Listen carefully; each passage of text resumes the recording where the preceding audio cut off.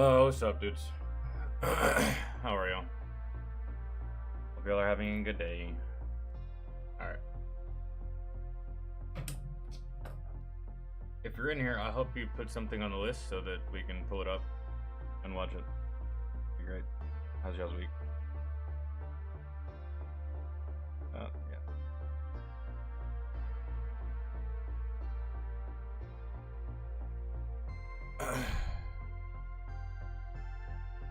Okay. What's first, dude? It's supposed to be music yesterday, that's why I did variety today. We'll do music tomorrow. Variety on Thursday. Then I gotta upload everything that I haven't uploaded yet because I'm leaving on Friday. For Christmas break.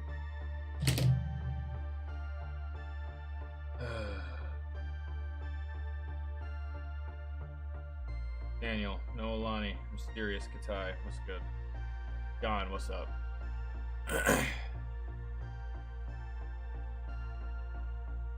Let me check.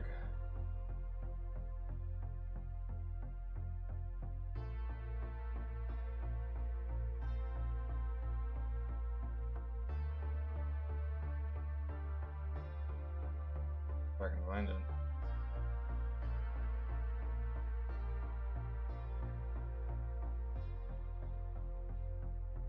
We gotta do Vince's first.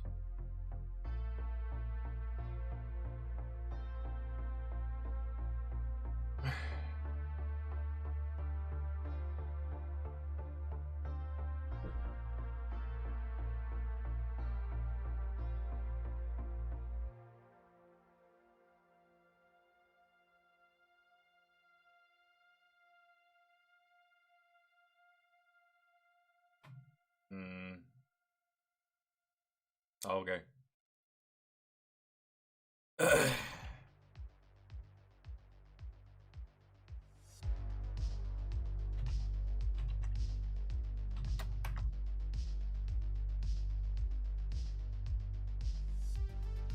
Guns of Red Dead Redemption 2. I can't say I care, because I never played Red Dead Redemption, but I guess it'd be pretty cool to see what guns there are in there, and he probably actually has them in real life, and demonstrates them. I hope there's absolutely zero fucking gameplay in this video, because I don't care. And there is. Alright. Yeah, oh, we're on the wrong thing. Shit, I should have...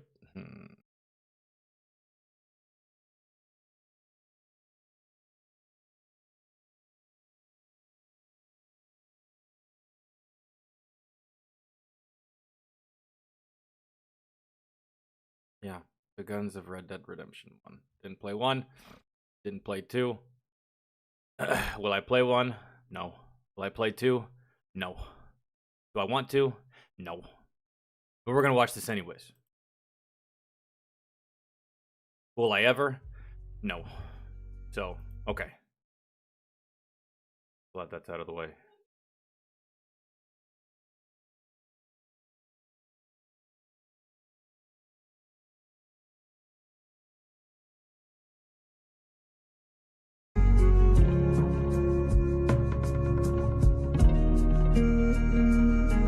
There's a lot of classic Western guns used in the game Red Dead Redemption 2. Today on the Brandon Herrera YouTube channel, we're gonna take a look at some of the most memorable.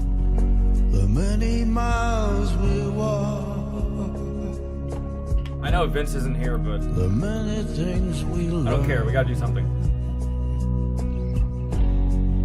The building of a shrine. Well, you're gonna LARP. Go all the way. Welcome back to the channel, guys. Today we are doing a video that I've been excited for a long time. We are gonna be going over the guns of Red Dead Redemption 2, and we have a lot of guns out here today for it. Red Dead Redemption 2 is a masterpiece of a game if you've never played it. I just got into it a couple months ago, and I've been wondering where the fuck this has been all my life. I'm a big fan of Westerns, I'm a big fan of Western guns, and I already had a lot of these guns in my collection. Some I picked up just for this video. That's what I'll tell the IRS. I wanted them. So we got a couple friends out here today with us. We got full cowboy vibes going on, and we're just gonna show you some of the guns from the game, Red Dead Redemption 2, and have some fun along the way. So let's get started. That's what my first BB gun looked like. That's why So starting out, we've got the Cattleman Revolver, as it's called in the game, or as we have here, the Colt Single Action Army in 45 Colt. You might be familiar with this gun if you are Alec Baldwin. You might not be familiar with this gun if you are the armorer for Alec Baldwin. To load this, we just pop this side gate here, and we load each round in individually. So that's the weapon he was using when he accidentally... And we are ready to go. I love how... I mean, I don't know why I put it in air quotes and say accidentally, because it actually was an accident, but I mean, you have to remember that even when it's not loaded, you still... Gun safety. Gun safety applies even if it's not real. I just, like, I don't know. Adding iPro to this, it instantly goes from Red Dead to Yellowstone, and I'm not convinced that's an improvement. Anyway. Yeah, I don't think it is.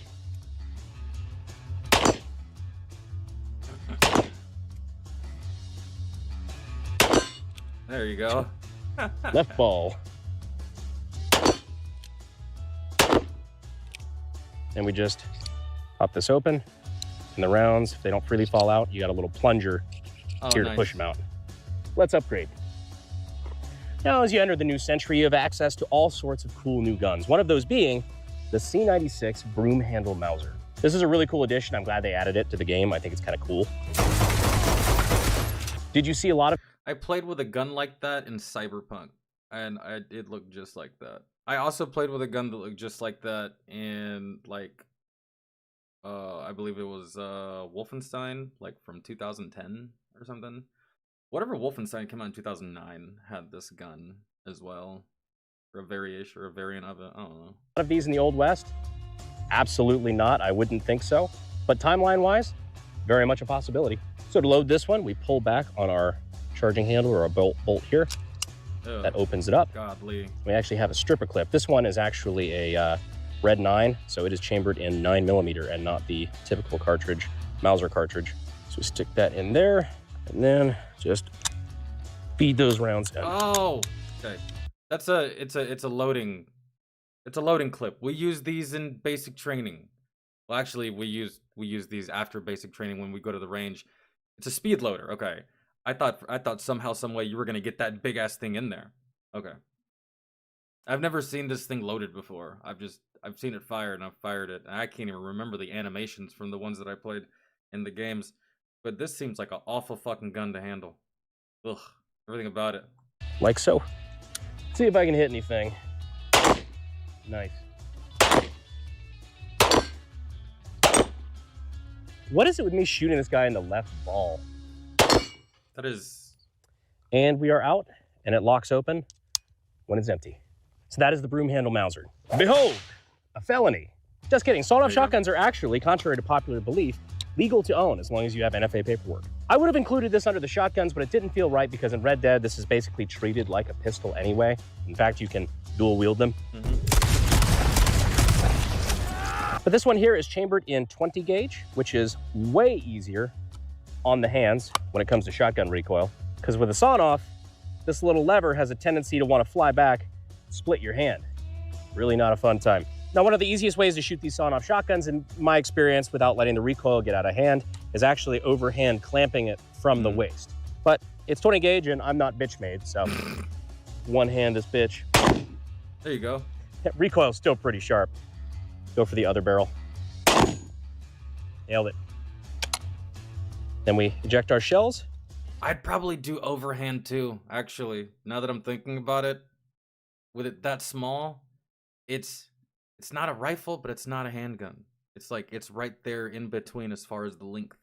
Now the cool part about this is because it has two triggers, you can actually technically fire both barrels at the same time. Nice. All right, let's try both barrels. Howdy, mister. That's cool. Oh, these things are stupid. All right, maybe something a little bit more practical. Damn it, Trout, I said 1890s, not 1990s. Oh, shit. Oh, there's going to be a lot of Balkan families upset with some of the things I did. So now, in my opinion, one of the better looking guns in the game, especially when it comes to pistols, is the main pistol of the gang leader, Dutch Vanderlyn, which is a Schofield, or in this case, a Smith & Wesson model number 3. Brandon, I got a plan. You just gotta trust me. Jesus. To Tahiti, Brandon. Follow me. At first, for a second, I was like, "Is that heavy duty country?" Damn near almost looked like him at first. As soon as he popped in. Schofield, or in this case, a Smith & Wesson model number 3. Brandon, I got a plan. You just gotta trust me. To Tahiti, Brandon. Follow me on this journey. So this Smith & Wesson model number 3 is actually chambered in .44 Russian, which is a very obscure caliber. I'm glad they still make cowboy loads for it, so I was really worried we wouldn't be able to find it. That is obscure. So obscure, I've never heard it. This is the first time I'm hearing of that caliber ever in my entire existence. The fuck? So this Smith & Wesson model number 3 is actually chambered in .44 Russian, which is a very obscure caliber. I'm glad they still make cowboy loads for it, so I was really worried we wouldn't be able to find ammo. This gun is really cool because it just breaks open, so I'm just loading it from the rear here, and then we're ready to go. Yeah. Slams forward like so. So the gun is now hot. I like that. But if we were to unload it, or when we're done with it, it just breaches forward like that, and it actually pulls the rounds out, so you can just kind of dump it out the side. So I thought that was kind of cool. We are now loaded and ready to fire. This is actually my first time shooting this. Instead of you having to painstakingly fucking, you can just, hell, you could probably just dump it, and the casings fall right out. And it's kind of cool because this is an antique. This is an original 1881 gun. It was refinished, but it is. And it looks so nice, man. I don't even want to shoot it. Original nonetheless. So hopefully it doesn't explode in my hands. Nice. Oh, that recoil impulse is very nice That's too. Smooth. I was gonna say the same thing. One more for good measure. All right, so now we unload it, and this is the cool part. Just dumps out all the rounds. That was nice. I just think it's neat. Tahiti, Brandon. Tahiti. Tahiti, Brandon. Tahiti. Now for the last pistol, I hope that him doing weird, stupid shit like that, speaking with that accent, is a reoccurring thing for the rest of the video. we got something kind of special. This is a Lamat, or a Lamat, or a Lamaw, if you're gay. This is actually a really, really cool weapon, and I've been wanting to do a video on this for a long time, and I'm really glad we get a chance to finally show it off. This is a 9-shot 44 revolver, and if that wasn't enough firepower for you, it has an under-barrel 20-gauge shotgun. It is the pistol equivalent of fuck you and the horse you rode in on. This is actually black powder, so compared to all the other guns that we've shot today, loading this is quite the feat, but you end up with 9 rounds of handgun ammunition and a round of shotgun. That's the last resort, I feel. I'm geared up with weapons, right? But that one's on my hip, and that's the last one I'm pulling. Because the reload time on that is about 3 to 5 business days. So yeah, that's like you're Tom Hanks on the bridge leaning up against a wall shooting at the tank, and you're shooting with this. That's it. Call it the last resort. That takes, yeah, that's... For a sidearm. I've actually never shot one of these before, so this is a bit of a treat for me too. Hopefully this doesn't chain fire. In 3, 2, 1. Find what you love what you find. Only at Total Wine & More. Damn it. 2, 1.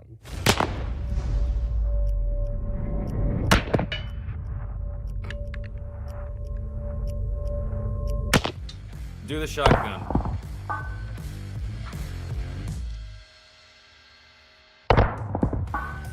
It looks so smooth. And that is our 9 rounds, but we It looks smooth when it shoots. have a surprise musket tool that will help us later. So in order to activate our trap card, all we have to do is lower this right here. The hammer has a little switch on it. So you just toggle that downward, and now all of a sudden it is in line with the shotgun.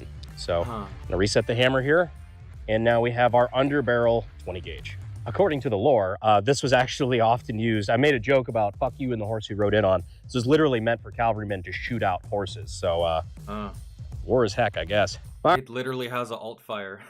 Firing. Damn. That's kind of neat. That was slick. Glad we could experience this together. Just looks and sounds like, ugh. That might not even kill you. That's just gonna fucking suck. Now to shotguns. This Leg or something. is the pump shotgun. Yeah. Classic. It's a model 1897, most commonly known as the trench gun. It's a 12-gauge pump-action shotgun, but it has a neat feature that most pump shotguns don't, and that's known as slam fire. Cody, it's your gun. Do you want to demonstrate that? Hell yeah. This is one of my favorite features of this thing, dude. I've seen We this. good to go, before. Brandon? Show them how it's done. Oh, no. Fucked up the first one, but we got it right. It's all fine. good. Yeah. No, this is neat because this is one of the few guns you can actually just hold down the trigger And then bam, bam, bam, bam, and it bam, will automatically bam, bam. go forward Yeah. as soon as you load a new round. Yeah. So you can slam fire it. So this is great. a real Yeah. trench sweeper. Weren't these conventions they didn't like that at? Yeah, you know you're fucking winning when the same people who invented chemical warfare want to call foul on the shotgun. They turn their logs to jelly, but the shotguns, that's too far. Oh my goodness. All right, you primitive screwheads, listen up. This is my boomstick. It's a 12-gauge double-barrel Stoger. This is the good old trusty double-barrel 12-gauge shotgun. One of the first shotguns you get in the game, and it's just a classic. Everybody loves a good double-barrel. Firing. It's literally. Again, one of the coolest features of these double-barrel shotguns, the double trigger. So you can take. I'm starting to notice that Red Dead Redemption is also a little bit like fucking Fallout. A lot of people like to compare it to Grand Theft Auto, but it's also a little bit like Fallout, really. From some of the gameplay that I've seen, from a lot of the gameplay that I've seen of this game. Take 2 rounds of 12-gauge. And I just don't think I ever had any friends that played Red Dead either, so there was really no one ever like pushing me towards the game or like saying, hey, you should play this, you should play this. I just never really got into it. And then once I really saw that it was pretty much just Grand Theft Auto but Wild Wild West, which I love Wild Wild West type shit, but I was just like, nah, man, I already played. Nah. liquefy somebody in one shot. I'm a simple man at the end of the day. Big recoil, make me giggle. On to rifles. Now, on to rifles, we have what is called in the game the Lancaster rifle. Now, I assume that is just a trademark issue or something I like love that, this because in thing. real life, it is a Winchester, not a Lancaster. It's a Yeah, the fucking there's a gun in PUBG that reminds me of this thing. And it's actually called the Win 94, I believe. But yeah, Winchester model. Winchester 1886. model 1866. And this 1866. is pretty overpowered in the game, frankly, because I think it holds like 14 rounds. Doesn't hold that many in real life, but, well, when you're used And to... isn't it funny, every time you've seen this gun used in video games, the character can always somehow, some way just fucking reload it really fast, like click, click, click, click, click, click, click, click. It's not like that. Shooting black powder muskets, this is a fucking machine gun. Oh yeah, that RPM is nuts. It's clean though, it's sexy, I like it. And my hat likes to collect the brass. You could probably do an ASMR video with that gun just because of the lever action and all that shit. It's okay, girl. We'll get to you in a moment. All right, next up We literally saw a whole ass video on that behemoth right there. is actually a little bit more of an obscure one, but it's really cool they added it to the game. What was in the Craig gun? Jorgensen. Craig Jorgensen, that's what it's called? Oh. Or as it's called in the game, the Springfield Rifle, as evidenced by the Springfield Armory, back when that was the real Springfield Armory. It literally reminds me of the Mosin Nagant from Battlefield.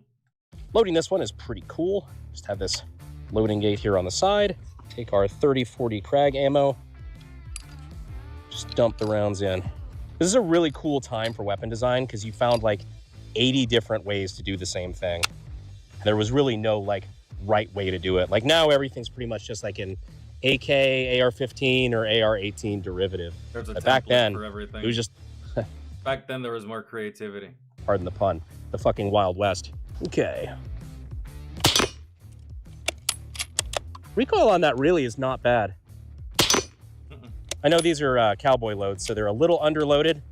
Cowboy loads are usually preferred for older guns like this, so you're not running modern power, you know, modern loads out of them. Still slaps with a good bit of energy. It's cool. Next. All right, now this one is the big boy.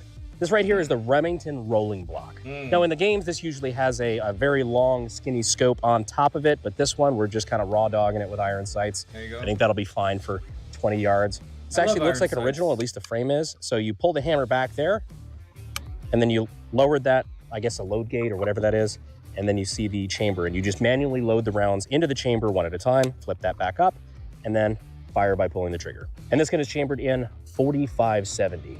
Big boy. If you guys couldn't tell by now, I am still fighting a little bit of sickness, the changing of the weather. I swear. I'm not the only one. Hell yeah, bro. Every time the weather changes, I get fucked with some kind of sickness. It's awful. Nothing serious, just a cough. You got tuberculosis. Recoil's really not bad. Probably I that. like the way the round comes out and the way it just like it's such a clean little sound that it makes whenever it ejects. I like that. Recoil's really not That's bad. so cool. I like that. Probably that fucking 18-pound barrel up front. Like seriously. It's more novelty for me than anything else. Like I wouldn't use this for home defense. It's too slow, but like I like it. Look at how thick this is. I know. Look at, especially on the muzzle, you can see how know. unnecessarily It looks thick this is. The fucking piece of billet octagonal steel. It looks scary. Smoke. Like if you don't look at the barrel, it almost looks like, oh, what are you gonna do with that thing? And then you look at the barrel and you're just like, oh, you could probably do a lot with that thing. Yeah. Next up is another scoped gun that we're just using with iron sights because I don't have a scope for this, sorry. The Carcano, chambered in, get this, 6.5 Carcano. Introducing Panera's new You Pick 2 value I'm on menu. the verge of saying Car 98, but With 10 crave-worthy items to choose from, including our new French dip and the perfect feel-good. This was used primarily by the Italian military and one American Marine. We take this stripper clip here, feed it in like so, and it locks in to the gun, and now we're chambered and ready to fire. Huzzah. Beautiful convertible weather. Putting Lyndon B. Johnson in office in 3, 2, 1. That is loud because of that short barrel. Is he implying that this is the weapon that Lee Harvey Oswald used to assassinate Kennedy? Or is that just an inside joke that I don't know about? I don't know, maybe. I kind of wasn't paying attention. I was looking at the gun. Chambered in, get this, 6.5 Carcano. This was used primarily by the Italian military and one American Marine. Yeah, okay, I missed that part. I wasn't paying attention. I was just looking at the gun and inspecting. Yeah, it was. We take this stripper clip here, feed it in like so, and it locks in to the gun, and now we're chambered and ready to fire. What beautiful convertible weather. Putting Lyndon B. Johnson I wasn't paying attention, bro. Yeah, it is. Okay. in office in 3, 2, 1. That is loud because of that short barrel.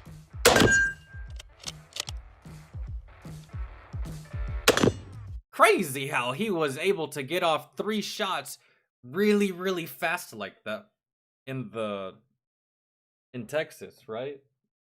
Because, like, I mean, Brandon just fired 3 times, right? What beautiful convertible weather. Putting Lyndon B. Johnson in office in 3, 2, 1. That is loud because of that short barrel. 3 misses. 4 misses. That was good.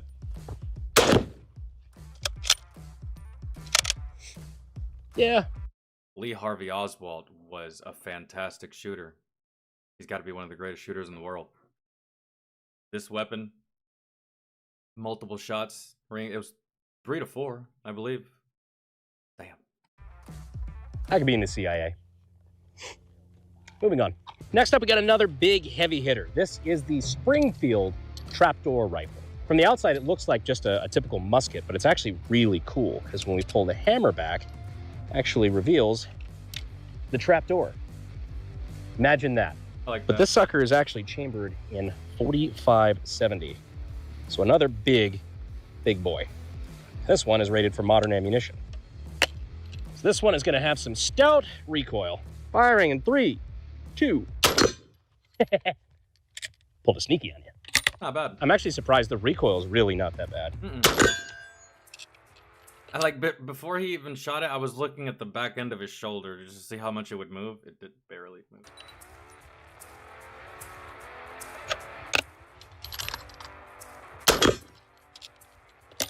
So pretty sure. Just sheared that. Third round in. That's not good. It's a $1,600 gun. Thanks, you birdie. Super cool. Now, lastly, for rifles, what if we took the fire rate of the lever action Lancaster, mixed it with the that fire thing looks power so clean. of the 4570, like the rolling block? Well, That we'd get a thing looks 4570 so lever good. action like we've got here. I love that. That's fantastic. This one is actually a That I want that. Yesterday. Brian with the 5. Came by to wish you a Merry Christmas and Happy New Year from my family to yours. Can you react to Small Town Titans Grinch? It's a metal version. You know what? I can. Here's the thing, Brian, we actually do that every year. That song, we've actually been listening to that song, Small Town. I love that song. I actually recommend that song to a lot of people all the time. It's like a solid Christmas Grinch song, so yeah, I can do that. But let me do it at the end of the stream because that's copyright. It's probably gonna be copyright like crazy. Let me get everything done first, and then at the end of the stream we'll do it because this isn't a music stream. Unless you want me to wait until tomorrow and we do it on Twitch. But I appreciate the 5, man. Thank you so much, and I hope you have a Merry Christmas as well. And if I don't see you again before the new year, have a Happy New Year, man. Henry 4570, and I've been looking for an excuse to use this for a long time. Certain guns you just hold and you know you're going to lose honor for what you're about to do next. I want that. That thing is so cool.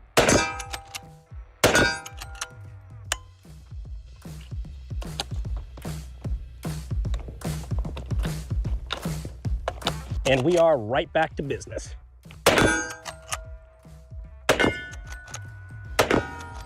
I wonder how much that costs. I'm genuinely curious. Like how much that one is. Smells like carcinogens. Now, as a little added bonus, I'm actually curious about this myself. 4570 I want versus modern body armor. This is an RMA armament level 4 plate. So this is the serious heavy duty stuff. Level 4 ammo is rated to block 30-06 armor piercing. But the question is, will it block the just absolute dick hammer of 4570? My guess is yes. I don't think this is rated for 4570. I think it'll block one hit, but we'll see. 4570. Because sometimes the Pinkertons... That's what I always thought about my plates that I wore in my vest whenever I was deployed. I was like, bro, man, that's 7.62, dog. 5.56, fine. But that's 7.62. I can take one. And then after that, I think that's just going right through my plate. Really. I think I get like one freebie. And then that second 7.62 is just, it's either gonna crack that shit or it's gonna penetrate. It's not like video games, man, where you can just like lose a shit ton of your fucking armor and it's just like, oh, just good. Oh man, it's like I always thought that too. I was like, man, if I get shot point blank right here, if I get hit right here, and then another bullet comes in and hits roughly in or around the same target area of that previous round, that shit's cracking. It's cracking my shit, and I think it's going through. Really, that's what I always thought about my plates, and how I inspected them, how I looked at them, how they felt, like the weight of it. Like I just would hold it. Just man, I don't really think that. I think this might stop 2 bullets. That's about it. I feel. I didn't have the utmost confidence in that shit. My goal was to just not get shot, period. But if I did, I don't know. I wasn't very optimistic. I was like, nah, man, I think I can get like maybe 2 rounds and then just that's it for the plate. And hopefully they shoot me in the back or something, because They're wearing armor. Firing. You hear that? it hurts. Yeah, that stopped it, no problem. Wow. Holy shit. That just straight up bounced off the plate. Oh, we heard it. Oh, I heard it too. All right, this isn't even a bit. I have never seen a plate stop a bullet that well. Holy I haven't fuck, either. level 4 don't play around. We'll give it another round, but holy shit, dude. I think y'all might be more at risk than the plate itself. That bullet bounced off. Where did it go? Then again, I doubt that it bounced off with any kinds of crazy speed enough to penetrate one of you. It's gonna lose a lot of that velocity. But good thing it's a plate and it wasn't like a straight up ricochet or something. Because those things are meant to absorb. Get in there. Be good. And firing. There we go. That one got it a little. See? So that one actually broke into the plate itself. See, that's what I Had thought. a little bit of expansion on the backside. That's exactly what I thought would happen to mine when I was deployed. I was like, I can take 1. It'll hurt. I won't be able to breathe. Might be able to take 2, but bro, that 3rd one, it's over. It's going in, it's going through. That's it. The goal is to not get hit, but I think I can only take 3 of these rounds, man. And if it's 7.62, But holy shit. Color me fucking impressed. So you have this harder shell on the outside and then the actual ceramics on the inside. But the 45-70, the second round, got stuck inside. Shattered all the ceramic in there. But holy shit, I am actually impressed. Still lucky for us that they're not very good shooters. That's why they opt to blow you up more than anything else. But I'm just saying that I never really felt fully safe, even with the plates and shit like that. And I didn't even wear all the plates. We were supposed to wear side plates to protect, like, because you know you have internal organs like on your sides and shit. I didn't wear those, man. I didn't wear the neck girdle, or I didn't wear the neck pad or whatever that protects your jugular from fucking shrapnel. I didn't wear the girdle that protects your basically your dick, really, and like this bottom internal area, your pubic area. I didn't wear that protects you from shrapnel. I don't really care. But at the same time, I also just did not have much faith in the plates that I had on, because they weren't this, I'd tell you that. still wouldn't feel very fucking good, but you'd be live. Now for the grand finale. And that's a modern plate that was made, I don't know, probably a couple months ago. I'm talking about plates from damn near over 10 years ago that was issued to me by the Army. Not much faith. The moment you've all been waiting for, we have the Gatling. There you go. Not really. This is a Maxim gun. But for whatever reason in Red Dead, they referred to it as a Gatling several times. I think they only called it by its real name like maybe once. I mean,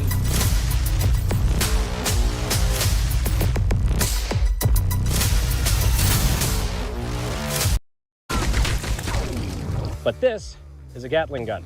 This is what they called a Gatling gun. Maybe it was just the terminology of the time, or maybe Rockstar just didn't give a fuck. But either way, I'm not gonna hold someone if they call this a Gatling gun. It is a Maxim. I don't think it matters. Gatling guns are cool as shit. Whether you call this a Gatling gun or you call it by its real name, people are gonna appreciate this thing no matter what. this is the And I don't think anyone's gonna get hung up on what you call it. Really. Maxim machine gun. One of my favorite machine guns just because it's super cool. The history of this is awesome. One of the Now, first... if you say that AR stands for assault rifle, then yeah, people might get a little bit upset. But for the case of this, calling it a Gatling gun, I mean, not a big deal. machine guns ever really built. I think it was designed and built in 1883, which is kind of crazy. People were still commonly using black powder, and then this motherfucker just rolls up with a belt-fed machine gun. Now, unfortunately, Whoever owned that ran the nation. Because of YouTube's stupid new guidelines, we can't show fully automatic fire on YouTube recreationally. They age restrict it, demonetize it, and basically nobody's ever going to see the video because we put a machine gun in here, even though we're legally licensed dealers and we have all the paperwork for it. We're breaking Fucking put it on Pepperbox or Rumble. Be fine. no laws. But what we can do, according to YouTube's own rules, is shoot machine guns as characters in a shitty skit. Arthur, the Pinkertons are here. I need you to man that Gatling gun. Kind of like, you can't just like say a whole bunch of anti-Semitic shit and just say it. But if you get like a fire beat and you rap the shit you're saying, I mean, people would just call that slam poetry. You can get away with that, right? And not get canceled. But if you're just like saying these things and there's like no rhyme or reason or a beat, yep, you're gone. You're out. I like the loophole.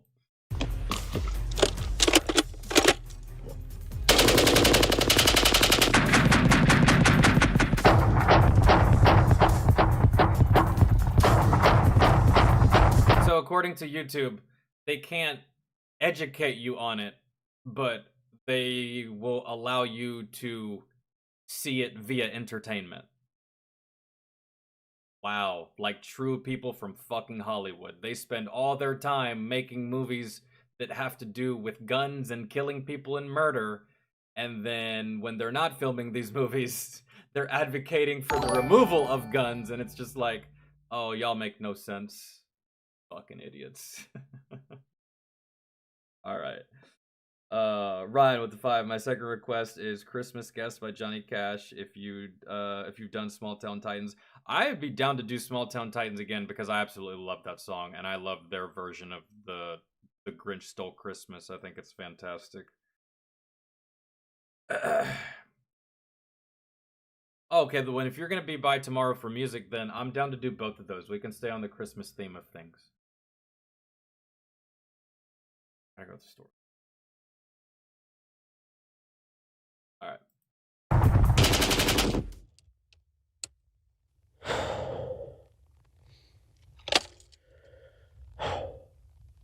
Holy shit, you're Mexican?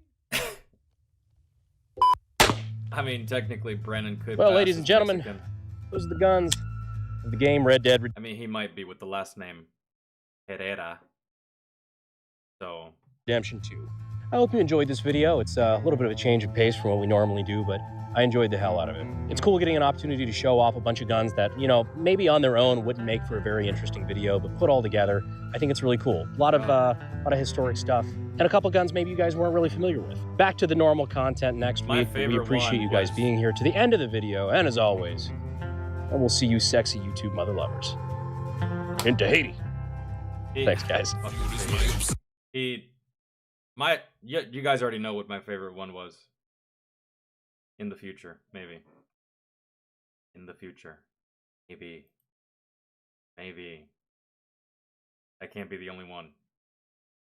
And I'd get like a slick ass fucking color scheme on it. Or maybe I would just leave it stock because it looks clean as hell. Just stock the way it is. If that is the stock version. Yeah. I like those iconic weapons. Like those old weapons. Really. And I guess the more dude, if we lived in a time where it was like laser weapons, even if we lived in like a time like Halo or something, or like some kind of like future sci-fi type shit, I would still be more interested in these guns. Really. How do I describe it?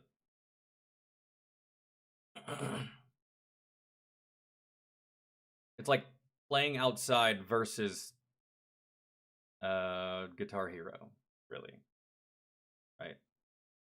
All these futuristic guns and weaponry that we have right now, that we will have in the future. I'm still infatuated by what was yesterday, really. These guns, right here. For the most part. That's just me, though.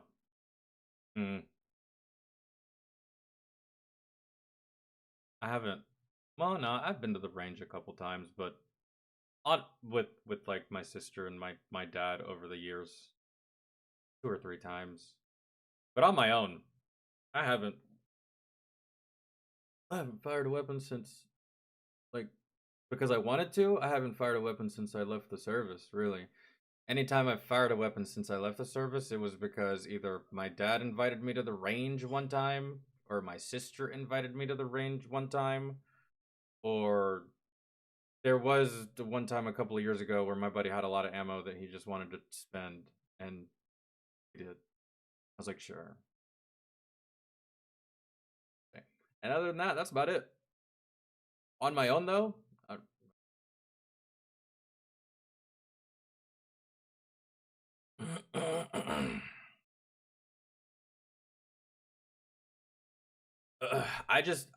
I like old classic stuff. You know what I'm saying? With and especially with cars. I could give a rat's ass about a Mercedes McLaren. I could give a rat's ass about a Bugatti. I could give a fuck about these demon supercars. I don't give a damn. I don't care. It's not interesting to me. I like old classic cars. I like really loud exhaust. I like muscle. Don't get me wrong, man. Some of the new supercars, they're nice, man. They're fast. But to me, it's not about who's the fastest. It's not about it's about just who's the sexiest, really. And these days, just about everything looks the same.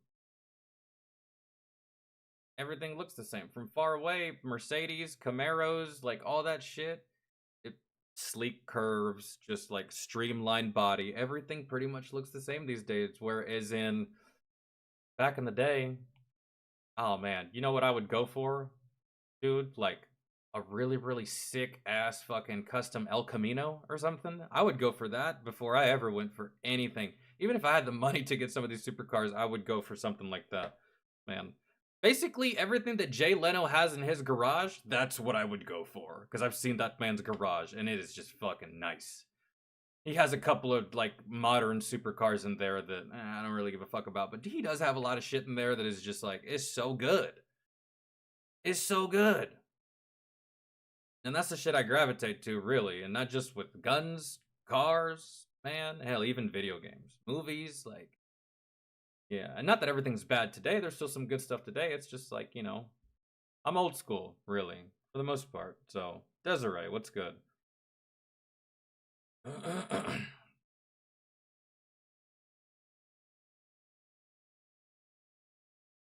Yeah, like I'm no Sheldon Cooper or anything, but I also I'm a fan of like just those old style trains, really, more so than like I'd rather see like an old school train than to see like one of these like super fast, streamlined, fucking like magnetic bullet trains that are just going 1,000,000,000 miles an hour, right? I'm more intrigued in the mechanics of what's happening with this train than all of the super science that's happening with that train. Really, I just feel like it's like I would much rather, if I wore a watch, I would much rather have a mechanical watch than to have a digital watch, if that makes any sense to you. Like, but these days no one knows how to tell time. I don't even know if kids today know how to tell time if it's not given to them in number format. Like 3:28 in the afternoon. I don't even think they know how to read the lines of the clock and read those Roman numerals that are there. Which is wild.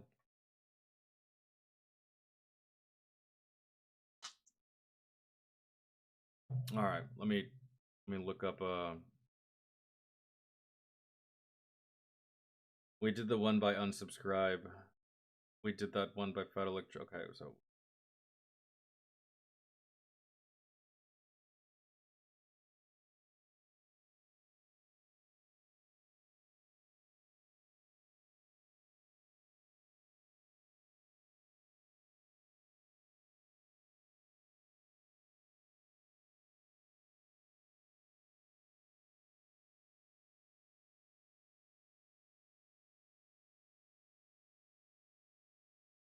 All right.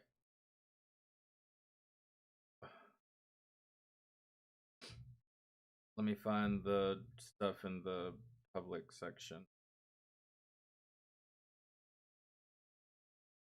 Oh, we got a clip. Tracy, are you in here? Hold on.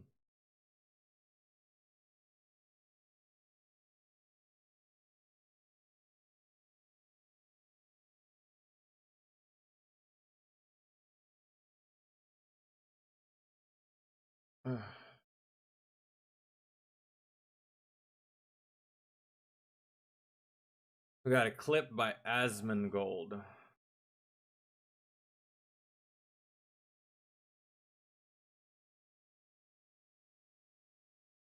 This is one of the only dudes, man, really, that I still, on the gaming side, that I still watch from time to time. For the most part. And sometimes phase Jev if I'm in it, if I want to watch some rage and shit like that, but trying to think. Asmongold really is the only one I sometimes watch.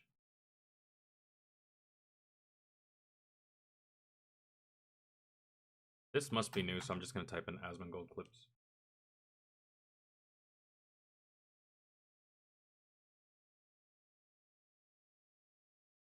You know what? I'm just gonna type in the whole thing.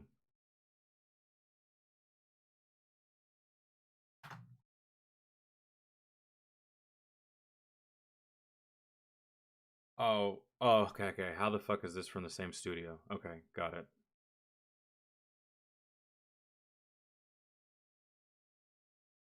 Virginia Lottery. What game are we talking about here? I saw Mass Effect in the thumbnail. And yep, there it is. Mass Effect. Spoiler alert. I've never played this game. 1, 2, or 3. Or Andromeda. Was it Andromeda? Mass Effect Andromeda, I think. I think that's what it was. I don't know what 5 was, if there even was a 5. But I know that I worked at GameStop once upon a time. And when I worked there, I think it was Mass Effect Andromeda was the new release at the time. Which I feel did good. I sold a lot of those. Really? The game I sold the most of was Grand Theft Auto, but I sometimes threw in some Mass Effect Andromeda in there.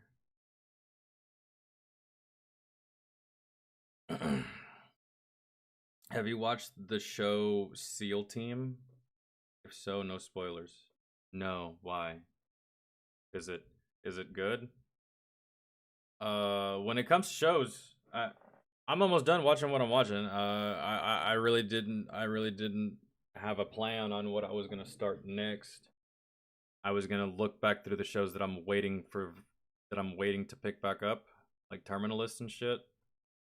But no, I haven't seen that. Anyways, here we go. BioWare used to let you be an asshole? Oh, uh-oh. Let's see it. What's this? If I chose to, I could kill every person in this room and walk out unscathed. Damn. You're insane. Our suits have kinetic barriers. Your legal briefs don't. Oh. And I'm in a hurry. It's like Dune. The law is only a protection when everyone agrees to be bound by it. We don't. Man. See, this is the kind of fucking dialogue that was so intensely political, but it was so sharp that everybody fucking loved it. The collectors are about to find out what happens when you piss me off. You can either fight at my side or get crushed under my heel, but you will not stand in my way. Damn. I've got nothing more to say to you. Damn. How about goodbye? He straight up fucking gave him the King Leonidas treatment. Like, this is Sparta. Just kicked his ass off. Good lord. So, Jesus. you're saying I'm poor? Just because I'm not as well off as you doesn't mean you can hold yourself above me. What? No, Hey, everyone! This store discriminates against the poor. If I find looters, I'll kill them. This is awesome. Anybody gets in my way, I'll kill them too. You talk too much. I like that guy. I like this guy. This is like, if I find looters, I'll kill them. Anyone gets in my way, I'll kill them too. That's That's pretty much me on the highway if I were to ever encounter any of you fucking climate activists super gluing yourself to the street. I'll kill them. This is awesome. Anybody gets in my way, I'll kill them too. You talk too much. See, this is the thing, is like being evil in a video game wasn't just being mean. You're just a magnificent evil bastard. That's a it. menace, exactly. The human cannot hit a simple target. Like, dude, the villain in the game that I play, he's a fucking grade A douchebag. But the community loves this villain because a villain has to villain. Just like the hero has to hero. No one complains when the hero does hero shit. How you complain when the villain does villain shit? That's what he's supposed to do. You know what I'm saying? Like...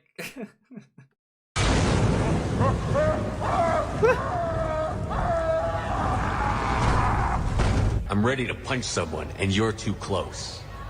Human thinks he's a tough guy. Tougher than you.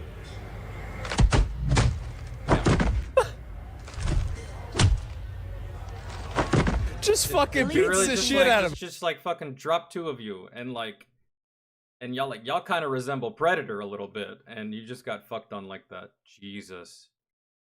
What's the point of looking so intimidating like that if you're just gonna get you're just gonna get beasted so quickly? Human thinks he's a tough guy. I mean, kind of. Tougher than you. Bitch.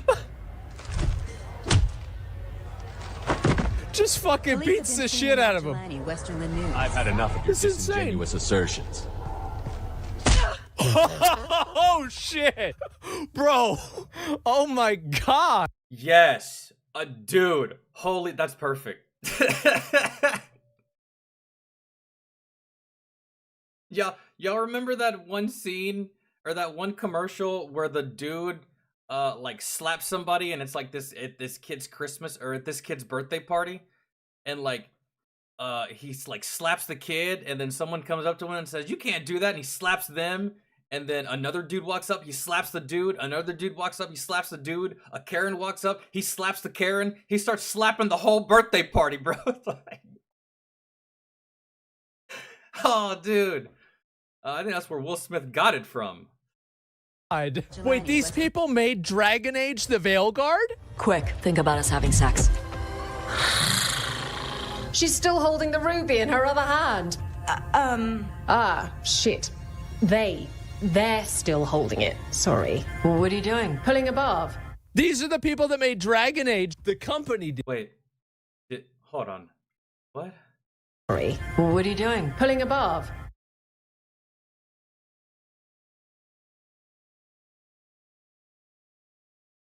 Okay, so hold on. Someone explain to me what pulling a barb, what does that mean? I'm gonna Google it. Before I make any assertions here, I'm gonna Google. Hold on.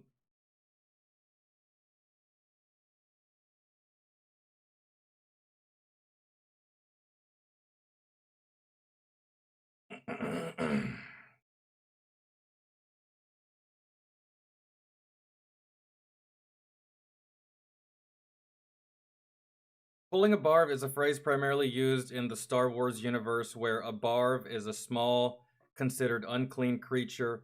So pulling a barb essentially means doing something considered very dirty, dishonest, or underhanded. Essentially pulling a low down or disgusting move. It's used as an insult to describe someone engaging in a particularly despicable action. So basically, she says she, and then corrects herself, and then apologizes, and then says they, and then proceeds to do push-ups as punishment for using the wrong pronoun. Go fuck yourself. Blow it out your ass. That's why your game failed. That's why you're getting shit on. Oh my god. No one wants to play that shit. These are the people that made Dragon Age. The company did. This is why Angry Joe didn't want them to touch Mass Effect. Dude, there's no way they're going to have a character like this in Mass Effect. Especially this is the player character, and so you can do this shit yourself. I've had enough of your disingenuous assertions. He didn't even slap her, bro. He just punched her. You, but I will. Hurt me? I hardly felt a thing. Twisted Tea is a refreshing hard iced tea made with real brewed tea. Keep it twisted. That's just Jesus. Just see, it's funny. Whenever you know what's funny is like those people like that. They're always talking shit to people like us, saying all y'all ever say is that they're woke and they're putting woke stuff in video games, and that's all you ever have to say because it's happening, because it has. We're not making this shit up, dog. We haven't been. For the longest time, they said that we were. Like, oh, y'all are just making shit up. They're not actually doing this in games. Y'all are just being over dramatic. I mean, we've been saying it for years. We've been saying it for a long time now. And we can give you a multitude of examples aside from this, but, like, sure, we're wrong. Have y'all noticed, all you wokies, have y'all noticed that whenever you do get your way and a company bends their knee to you and a studio appeals to you, have you ever noticed that when that happens, the game suffers tremendously? Have you ever noticed that when a movie director or a producer appeals to you, the movie sucks? Have y'all ever noticed that? Have y'all ever noticed that when any kind of business or enterprise engages with you, they go to shit? Why is that? Explain. Explain it to me. Because when shit is made for people like me, it kind of fucking succeeds. But when things are made for y'all, it goes in the shitter. Why? Could it possibly be because we don't fucking care? Because we don't want it? Because we don't want to play it? What the game sales is a direct reflection of who wants to play it. And guess what? No one wants to fucking play it.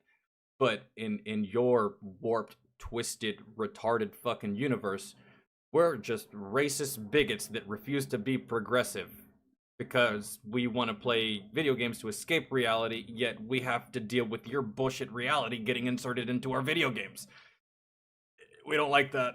So you go fuck yourself, really. You get no money. You get no play. You get no DLC. You get no sequel. You get no attention. You get nothing. Try again. Try again, and this time maybe appeal to the people that actually play your game. How many theys do you think purchased Dragon Age The Veilguard? If I had to guess, ladies and gentlemen, I would say about 7 of them. There you go. That's wild.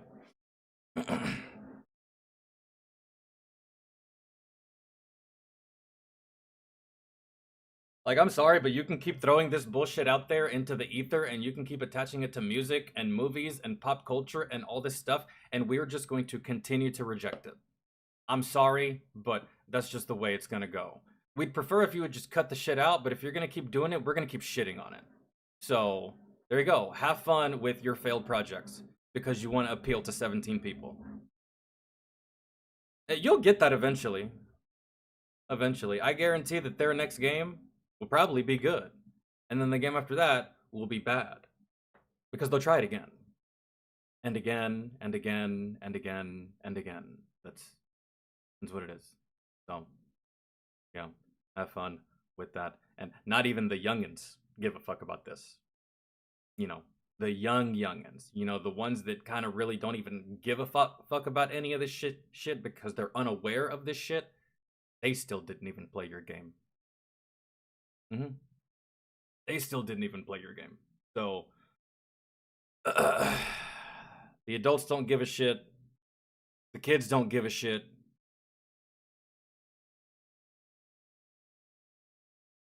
Maybe you should make something that the adults and the kids give a shit about instead of just 17 individuals. But hey, I'm not a business owner or anything. I don't work in the gaming industry. I'm not a geologist or a scientist or a scholar by any means, but something tells me that if you simply just appeal to the majority of your audience instead of the minority of your audience, you might succeed. I'm not a genius or anything, but I'm almost pretty sure that's how that works. Feel free to correct me if I'm wrong, and feel free to prove me wrong. But, I mean, for as long as I've been alive, I feel like that's what most successful business owners do. I mean, wouldn't it be kind of fucking retarded if out of nowhere Taco Bell just started selling fried chicken? And only fried chicken. Well, I'm not going to Taco Bell anymore. I'm gonna go to Del Taco now. You see what I'm saying? Whatever. I don't know. I actually just wasted so much time trying to explain it to dumb motherfuckers that at the end of the day, they still won't get it and they still won't change. So actually, the joke is on me. Because I just wasted so much time and so much breath. That feels bad. Actually. I played myself. Disgraceful.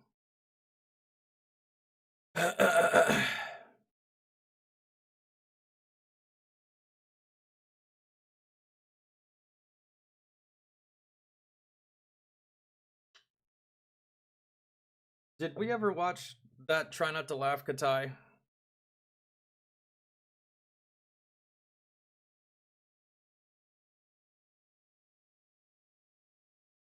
We never watched the Jacked Green Beret crushes Taliban fighter.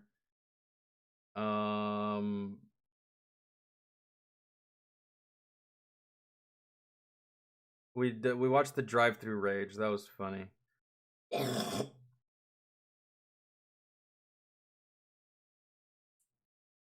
We watched the Angry Cops video, and unfortunately, we didn't get to finish that video because midstream my internet went out, and I never went live again that day.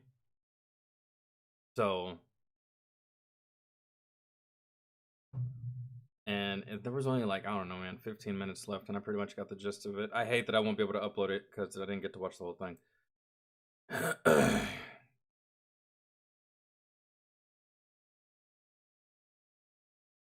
There's a new one by Adik the One. Taco Bell just started selling chicken nuggets. Well, that's fine. As long as they're still selling tacos, you know what I mean?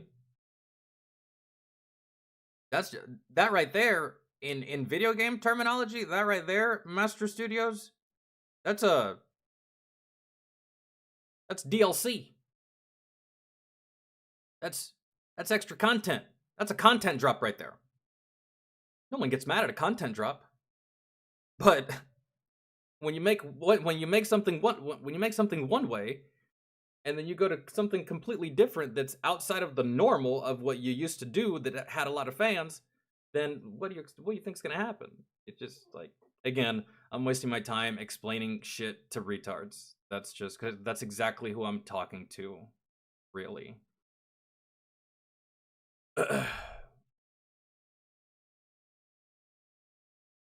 All right.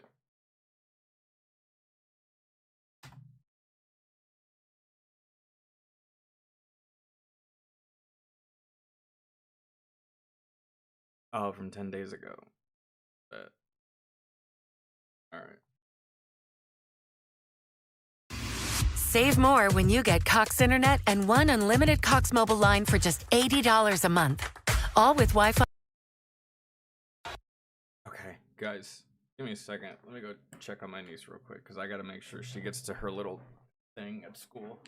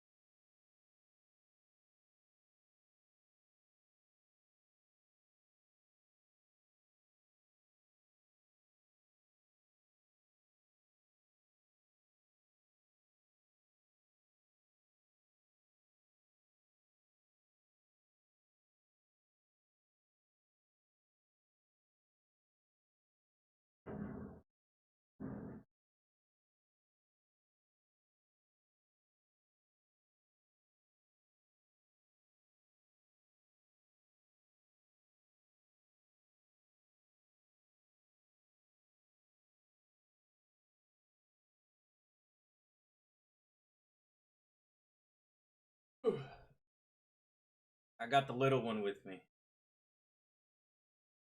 Tell him where you're going. Tell him where you're going. Tell him where you're going. Tell him where you're going. Tell him. What's on your shirt? What is that? It's a unicorn donkey. It's a reindeer. It's a reindeer. And what do you know the name of the reindeer? No? It's Rudolph, Vixen. Help me out, guys. Rudolph. No, it's Rudolph the Red-Nosed Reindeer. Yes, and then you got Vixen. You got help me, dudes. I don't remember. You got Vixen and Rudolph, and you got Santa, and you got like 6 more that I used to know. That you got Donner, Vixen, Rudolph. I'm not Donner. Dasher, and Vixen. I said Vixen. Vixen, Donner, Dasher, Rudolph, and he has some other ones. A lot of other ones. Okay. Go get your stuff. What? Okay. I'm coming, guys. Okay.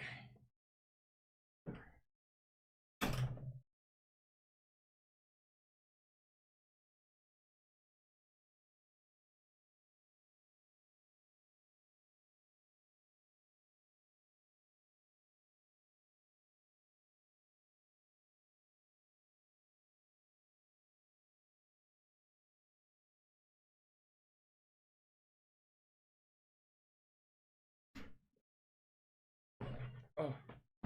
Okay, I'm gonna do this. Yeah, dude, I really don't remember the name of this goddamn reindeer at all. And Comet and Cupid, was it Comet, Cupid, Prancer, Dancer? No. Oh my God, what is it? Is it Dasher? Is it Donner or Dancer? Okay, Dasher. Blitzen? What? I don't know. No, Alani, take it easy. Have a good Christmas, and we will see you tomorrow. By the way, we'll be live tomorrow. We'll be live Thursday, and then from Friday up until January. I won't be live because I will be in my hometown.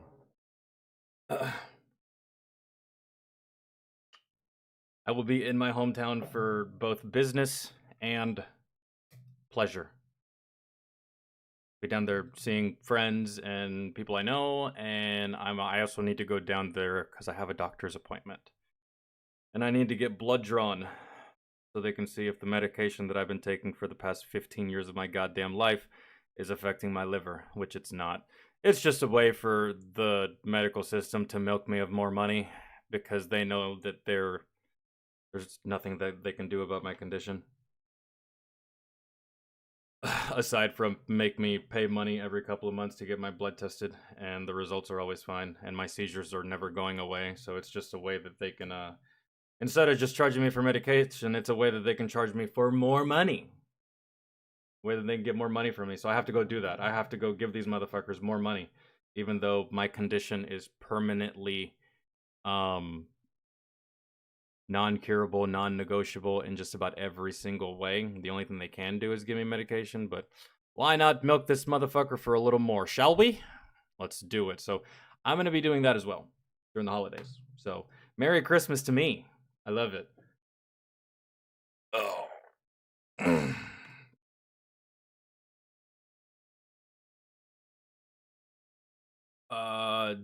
No, Lonnie, just put it in the Discord and I'll have it pulled up tomorrow.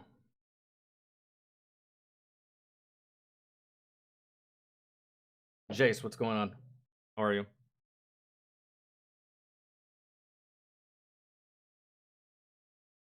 No.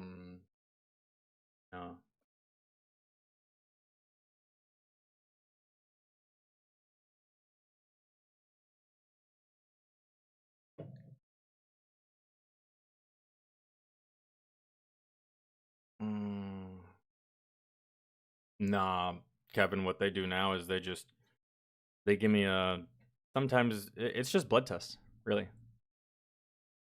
That's it. Just blood tests to check my liver. We gotta start, because if I start thinking about it, it's just gonna piss me off.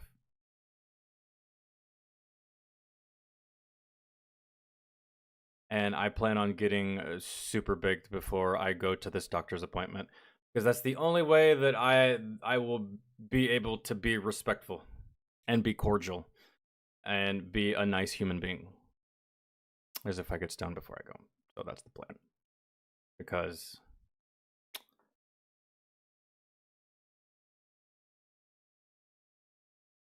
You're here. I'm here. Let's do this.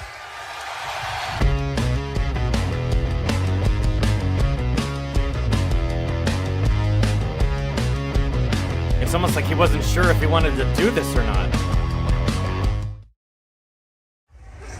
Oh no. Oh no.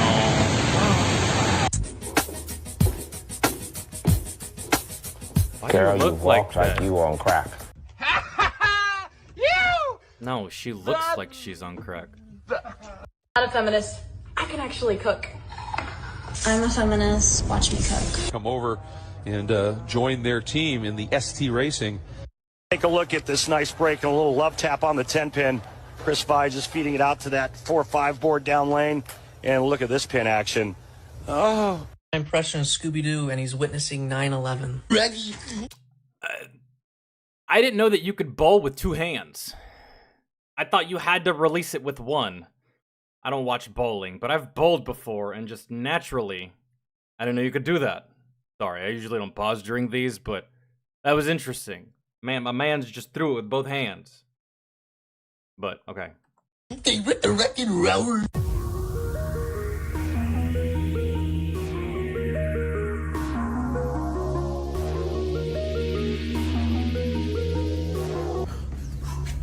That would Calma, chocolate branco. Agora eu seria seu bombeiro.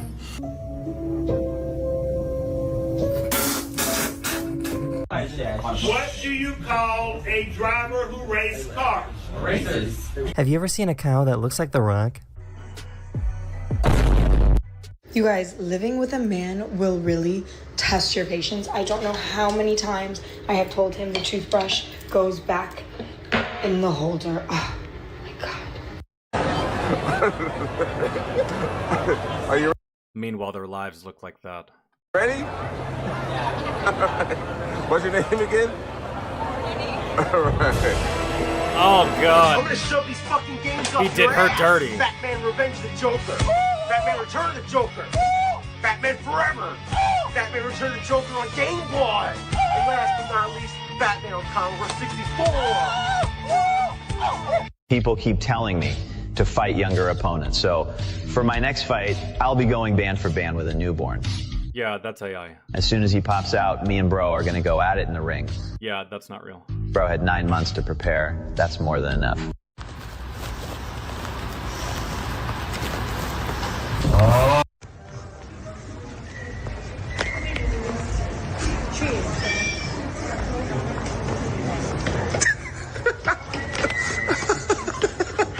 Call Anonymous. You call anonymously. They know me. They know my voice. They'll know me. Please, you got to do it for my aunt. With gay marriage, though, right? Is that different? If a gay man wants to marry a gay woman, I'm all for it. How many genders are there? I don't know. I just got here. Hi, vlog. Welcome to my guys. Shut down.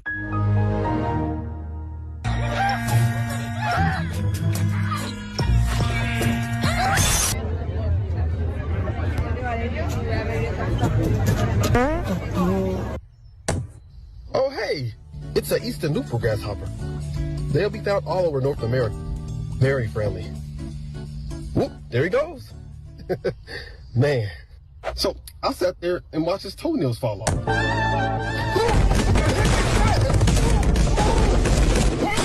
the heck is that?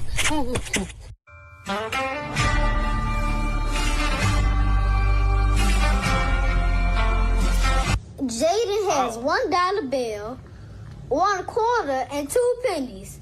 How much money does he have? Jaden broke. Kill.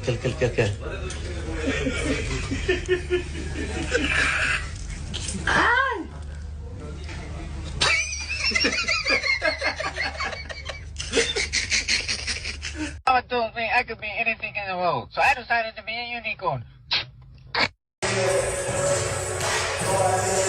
Oh, damn. That's so beautiful. Go to sleep right now. No.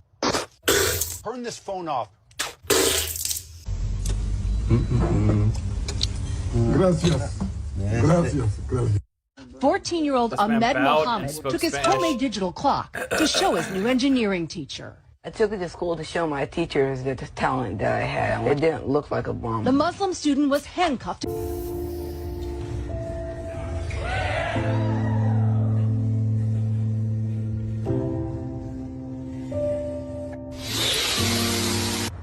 Can I make my phone call? Do I have rights? Can I make my phone call? Who you gonna call? Huh? Who you gonna call? Your mama. All right, get your ass in the car.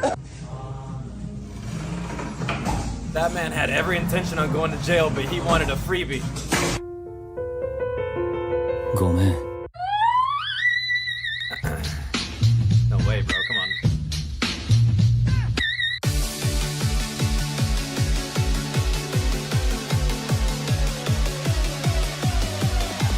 Been very generous today. Hey, bro, you paid for this yet? I got you.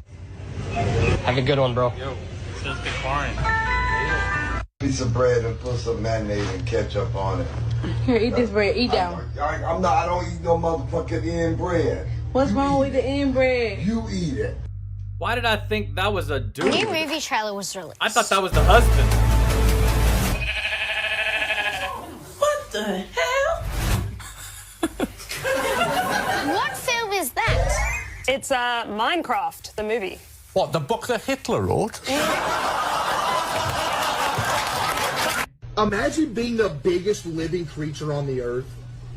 You don't have to imagine it, sadly. Yeah, you're banned. Have a good night. You hear they made a new Afghan Barbie? No. It's a blow-up doll. What do you call a black archaeologist? What? A digger. Would you want to try one?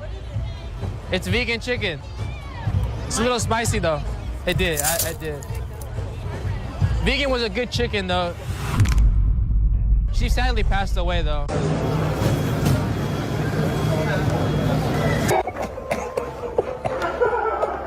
What's the difference between Batman and a black man? Batman can go out at night without Robin. Suspects always want to give me relationship advice, but all got different daddies. You ever ridden a horse before? Yo, this is dude. good. That's not how you ride a horse. There's lots of racism in this one, and I love it. Delicious looking dick from. Sorry about that. Delicious looking dish from Rick there. Come on, go. What? Oh, come on. I'm trying to win. Stop. What are you doing with them fingers? DJ Kara here with the wisdom of the day. Boobs are natural stress balls. Ironically, they come attached to the greatest stress-creating device. Ooh. You guys too.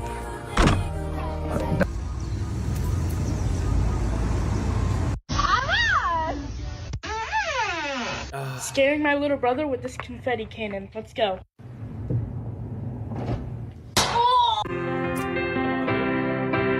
I have a penis for your vagina hole.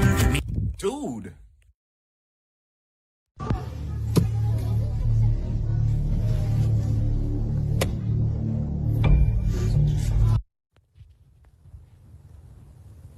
Is that is a real mouse? You already know what's going on, dog. Not really. Hey, Mom made pancakes. How old are you? I'm 19. I guess let's start over there. What's your reason for popping? How old you say you were? I said I was 19. It's kind of old. But no. That's your fucking job. Inside your mouth, speak. You suck too much dick. How many dick did you suck last night? Bitch. How many people? Fatter man.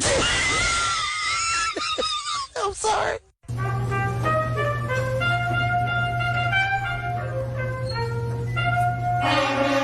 Oh no! This guy's fried. I'd have to leave, bro, because I'm not fried, I have I'd have to leave that autism. situation. Because I'd laugh. I'd have to. I'm gonna end this. Fuck it up. Prank in the ladies' room. Hey, ladies. Hey. Oh no. What's that? What the? For more exciting videos, please subscribe. Unlikely lines from hair commercials.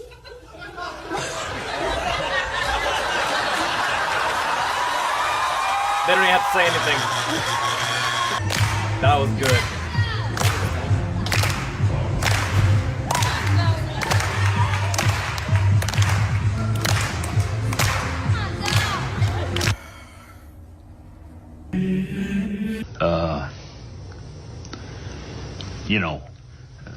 Diabetes. Have a good day. What does it say? Connection is fun. Connection is fun. That's it. Fun. That's Yup. what that That's says. perfect. Yep. You need to develop some good connections in life.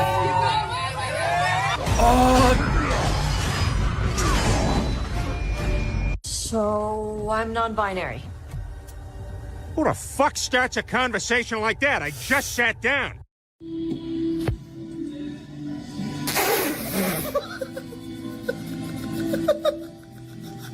Why not just bring out a unicycle? Why a whole bicycle? He was just the kind of athlete, the kind of star that was perfectly cast on the Los Angeles Lakers. Kavita, if I could ask you to stay with us, we're gonna. I also have voluptuous There's no way. calf muscles. There's no way. Was that real? And Was that diabetes. real?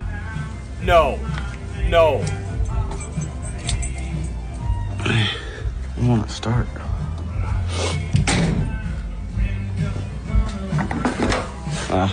Engine's down. Thanks for watching. This challenge was made with the help from members of my Discord server. They share videos there on a daily basis. Also check out my other social medias.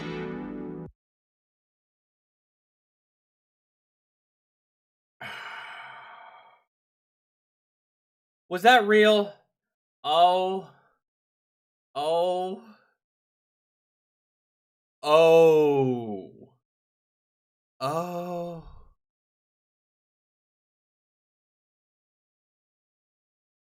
And you know, a whole bunch of black people heard that and they were like, now wait a minute. Maybe they changed the name to the Lakers. Let me check. They did not change the name to the Lakers. Lady! Hello?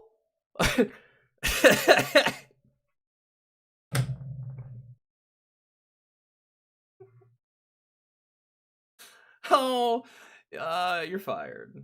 I'm sorry. Like, you're fired. Was it an accident? Who knows, really? And it could have been, you know, when you read from a prompt, the prompt. Maybe that's what the prompt said. Maybe that's what the prompt said. I don't know. No, that was the thing about Kobe. She's not about to be canceled. If she was canceled, she would have been canceled already. And in her world, the cancel is not a thing. It's called fired. But holy Jesus, I gotta go to the.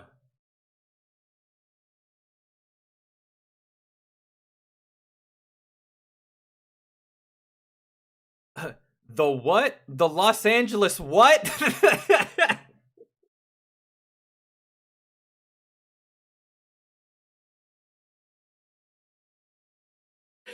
Am I? Dude, I think I'm the only one that got hung up on that one, man. Like, Oh, the Los Angeles Ninjas. Sweet Jesus. That right there just sounds like a fucking airsoft team. Los Angeles Ninjas. They play in the pro circuit.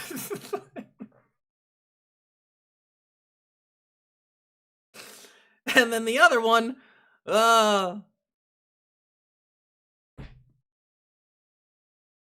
my word.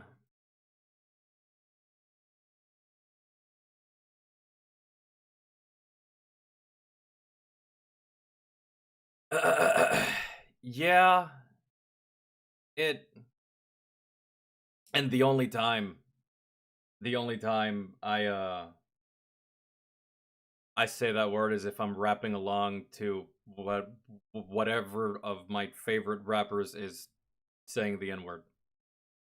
So if I'm listening to Lil Wayne, not on stream, by myself, and I'm rapping along with his lyrics, I don't censor myself at all. But yeah, it's not part of my vocabulary either. I feel like I can shit on you without calling you that. Really. So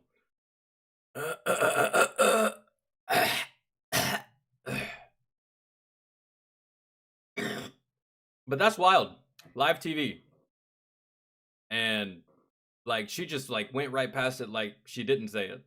Which is kind of what you have to do in that situation, is just pray that everyone watching simultaneously had a stroke when you said that and they didn't see it or hear it. I don't know. And like the network didn't help her either. They didn't even cut. Maybe it's because that was on the East Coast and it cut right there before it got to the West Coast. So the East Coast heard the N-word, but the West Coast didn't. I don't know, man. If I'm a producer for that, I'm fucking yanking.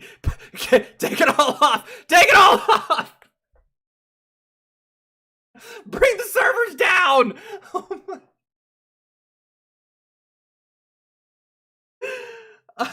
Oh my god, dude. Holy shit.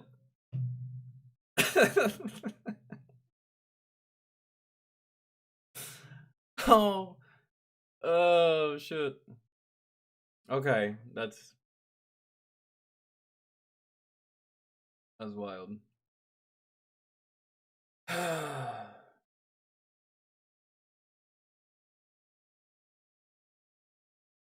Hold on.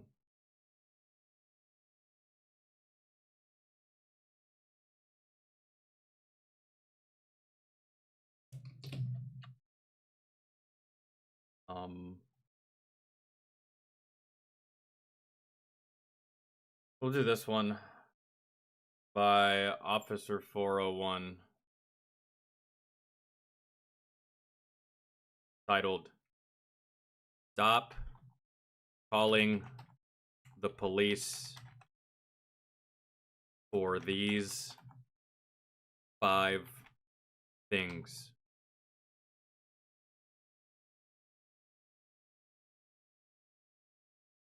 I'd like to say that the people that make the dumbest calls to police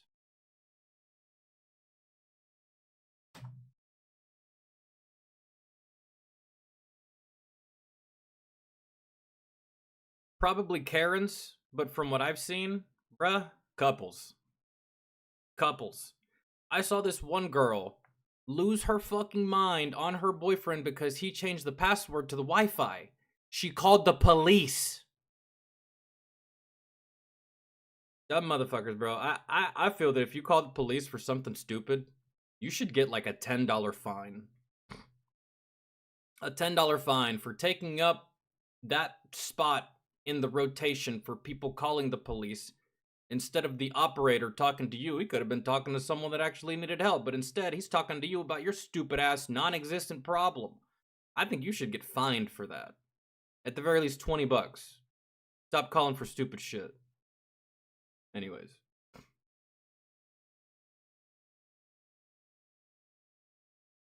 As a cop, we get...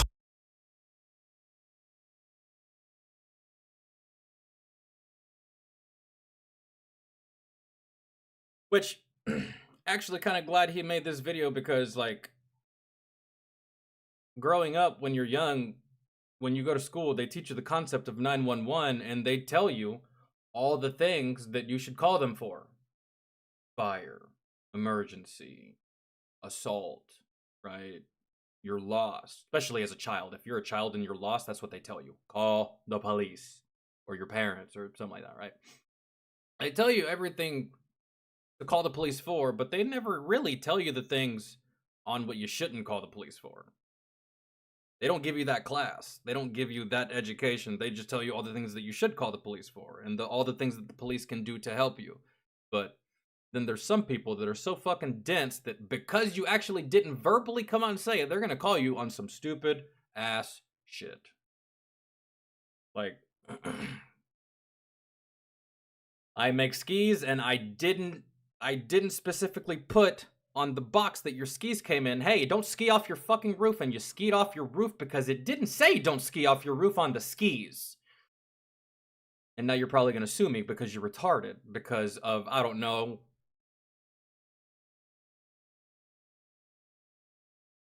Here we go. As a cop, we get called to some of the dumbest things imaginable. She was mad because her Chinese food didn't taste as good as she hoped. So she called 911 to complain. Yeah, you should get fined like $100 for that. That is taking up taxpayer money. Taxpayer dollars. That dispatcher could be talking to somebody else. Instead, he's talking to your dumbass. I have bought some Chinese food and it's not to par to me, and I asked to get my money back. And this is why you called 911. What am I supposed to do? Call corporate, call the manager, call literally any fucking body else but the goddamn police. You dumb ignorant hoe. Holy ass. Let's talk about the top 5 reasons you should never call the police. Y'all should get fined. Y'all should get fined. I feel like y'all should get fined. I feel like being stupid should have consequences, bro. Y'all should get fined.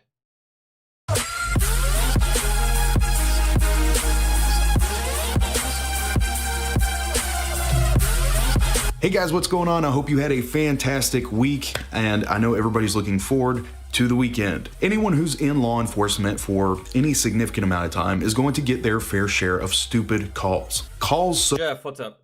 So dumb it makes you lose hope in society. Calls Wow, that's hilarious, bro. I lost hope in society ages ago. so ridiculous, you wonder how that person figured out how to dial 911. And then at some point, you realize that these people vote. And even scarier, these people reproduce. And they create more people that dial 911 for dumb reasons. Number 5. Or people that do dumb shit get shot by a police officer. Now the rest of other dumbass society wants me to feel bad for this moron. All out of sympathy, all out of feel bads, all out of that shit. Fuck you. 5. Animal complaints. The sooner that people realize that animal complaints need to go through animal control and not the police department, the better off we'll be. I am sorry that your neighbor's dog is barking while your neighbor is at work. But what do you want me to do about it? Do you want me to have a talk with the dog and maybe hope it realizes its mistakes? Do you want me to put it in handcuffs and take it downtown to the police station for disrupting the peace? Now, I can understand if somebody's been attacked by a dog and they want a police report. That I get. But even then, unless it's proven to be intentional negligence on the owner's behalf, it's very hard to prove in court. It is very hard to prove in court. If your next door neighbor's dog just barks throughout the day and just barks all day and barks all day and barks all day, but then in the evening time they let the dog in and the dog stops barking, I don't mind, really. Now, if the dog is outside at 2 o'clock in the morning and it is squealing and barking and screaming because it wants to fucking come inside and it is just being obscenely fucking loud and you're just being negligent to your dog, man, I understand that if you have an outside dog, you have an outside dog, but you can tell the difference between a dog that's an outside dog that just is outside all the time and wouldn't mind being outside all the time and a dog that's not an outside dog and like you're trying to force a dog that's not an outside dog to be an outside dog. Maybe it'll take some time for this little bastard to stop fucking barking, but even in times like that, I'm still not gonna call the police. I'm just gonna go talk to you. Like, hey, your dog, like, what's the problem? Can you not take care of it? Like, what is the? Do you want me to take the dog? I can take the dog.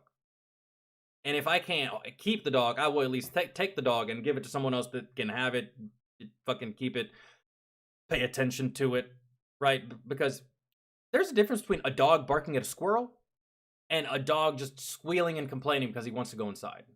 Maybe it's raining outside. Maybe it's super hot outside and you got a husky. Maybe it's super cold outside and your dog hates the fucking cold, wants to be inside, and it's just like negligence, go talk to the owner, but there's still nothing you call the police about. Really. And when it comes to noise complaints, dogs, you don't call the police. When it comes to noise complaints, it's parties that you call the police about. Maybe your next door neighbor, they're out of town and their 17-year-old son is throwing a party and is waking up the whole neighborhood. Yes, you can call the police for that. That's fine. A dog, no. Now, if you want to sue the shit out of them, that's fine, but that's a civil matter. That has nothing to do with Then police. We'll go to civil court. Yes, that's why you just go talk to the neighbor. That's really it. Another thing that drives me nuts is when people call because there's an aggressive dog in the streets. Oh yeah, let me just grab this dog catcher's pole out of my trunk that I carry with me. Come on, are you kidding me? Like, I'm not equipped for that. That's like telling the fire department to go serve a search warrant on a felon. Yeah. I'm not Steve Irwin. I'm not gonna grab a snake. No. I'm not gonna wrestle an alligator. Stop calling us for animal complaints. Number 4, traffic complaints. I feel the need to be a little specific on this one because there are certain traffic-related complaints that I think are warranted. That's, you call the city. And I think he's going to talk about shit like certain street lights taking way too fucking long to turn green and or red and or yellow at certain times of the day when it doesn't make sense for these things to either be going fast or slow. For example, there's a street light in my hometown that at 2 o'clock in the morning when everything's dead, this red light stays red for 4.5 minutes. Bro, at 2 o'clock in the morning with no one on the road, 4.5 minutes at a goddamn red light is like 10,000 years. Come on, right? And if you have a gripe about that, you call the city.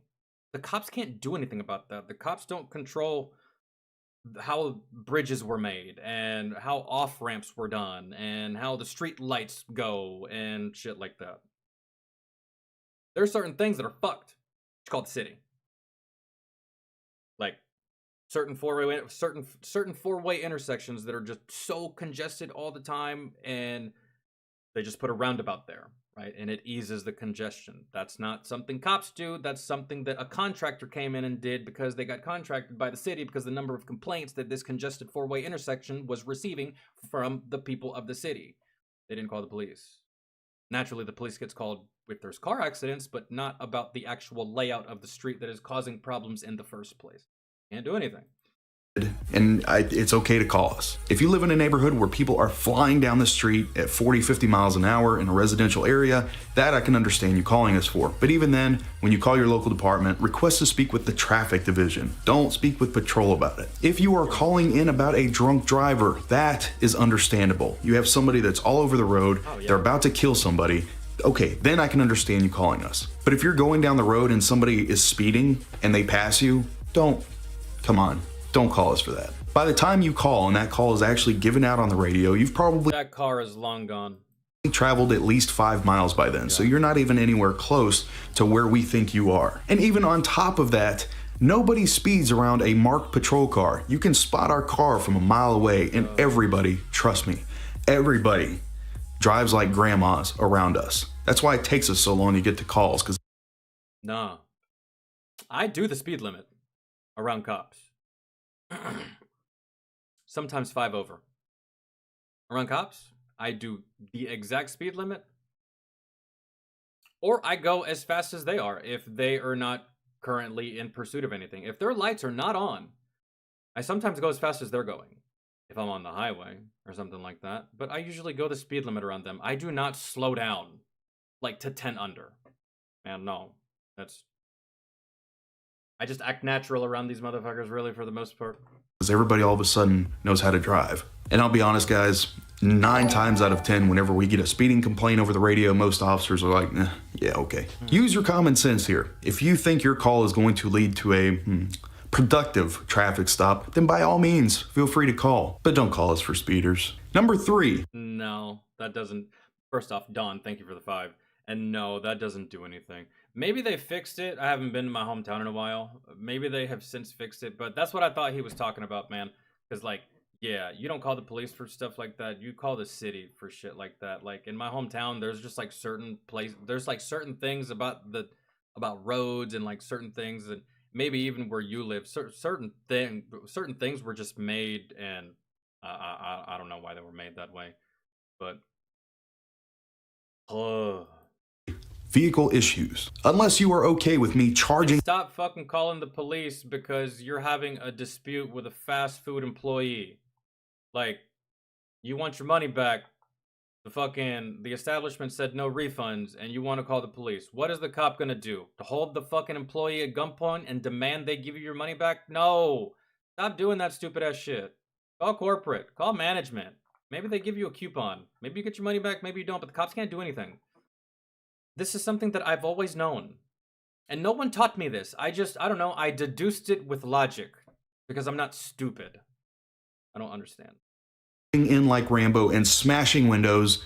Don't call me to unlock your car. I am not a locksmith. Yes. That is what locksmiths are for. I don't call an electrician when I need a plumber. So don't call the police when you need Jimmy's lock and key. The only time I would suggest calling the police for any vehicle issue type things is if a vehicle is actually in a roadway and it's causing a safety hazard. Then yes, we can pull behind it, turn on our lights until it's either pushed out of the road or you're able to get a tow truck to come get you. The only other time you should call us about vehicle issues is if there's a dog or a child in a car. And what I mean by that is left in a car. By themselves in the heat with the windows up, yes. Or, my opinion on that really is that if I see a child or a dog in a car left alone with the windows up and it's 100 degrees outside, I may just try to break into the car myself before I call the police. I'll still call the police, but hey, I need you here. There's a dog and or child in the car. Cool, you coming? Cool, thanks. While they're on their way, I'm going to try to bust that window. Really. And no, I will not be held liable for damages. I refuse. I'd rather go to jail before I pay you, because fuck you. You don't do that to your dog or a child. I'm going to bust your window, because that's exactly what police are going to do. So I'm just going to do it before they get there, because God knows how long it's going to take them to get there, right? And who knows how long this dog or this child has been sitting in that car, right? Getting them out immediately, and I'll ask for forgiveness later. And if you think that I'm going to pay for damages to your car, you can blow it out your ass. I'm not paying you. I'll do the jail time in lieu of the money. Fuck you. I don't care. Sue me. That's just my opinion. I'm busting your shit to do that. That's when I come charging in like Rambo and I start smashing windows. Yeah. Number 2, verbal altercations. Just because somebody is talking trash to you does not mean you need to get the police involved. And just because someone said that there's only 2 genders and that shattered your stupid reality, that's not grounds to call the police either. If someone hurt your feelings, that's not grounds to call the police. Someone said something about abortion you don't agree with, that's not grounds to call the police. Too many sensitive ass fairies out here hiding behind 911. Bruh, just fucking take your licks and move the fuck on. You said something stupid, you got called stupid, tough titties. Get smarter. I can't tell you how many times somebody has called the police because somebody's yelling at them. I literally had to respond to a domestic dispute yesterday, actually, because a lady and her husband got into a verbal argument and he pointed at her. Yeah. Yes. I feared for my life. And you know, now that you say that, it's funny because I saw a clip where the person that was being arrested actually pointed at a female officer. And the female officer said that the lady that did the pointing assaulted her because of the pointing. That might be a female thing, now that I'm thinking about it. Because if a man does this to me, I'm just like, all right, that's cool. As long as that hand don't goddamn touch me, we're good. I mean, keep talking shit, whatever. But it's funny that you say that, because I saw a clip, man, where this female officer was trying to arrest another female, unlawfully, by the way. And the female that was being arrested was like, listen, blah, blah, blah, blah, like this. And the female officer was like, oh, she assaulted, you just assaulted a police officer. That's what she said. That must be a female thing. Because that... He pointed at her. and she felt threatened. Well, officer, we got into this argument, and then I don't know where it came from, but he pointed at me, and that is crossing the line. The way this lady was talking, you would have thought lightning bolts were shooting out of this dude's like fucking Palpatine, you know, finger, and she was ducking and dodging and lucky to get away with her life. Number one, and this is the number one for a reason, child problems. I'm just gonna flat out say what every other officer thinks. Stop calling the police because your badass kid isn't listening to you. Yes, folks, people actually call the police because their 6-year-old won't get up and go to kindergarten. Maybe you should take it upon yourself to be a parent and do a parent's job. Or maybe you should have never had kids to begin with.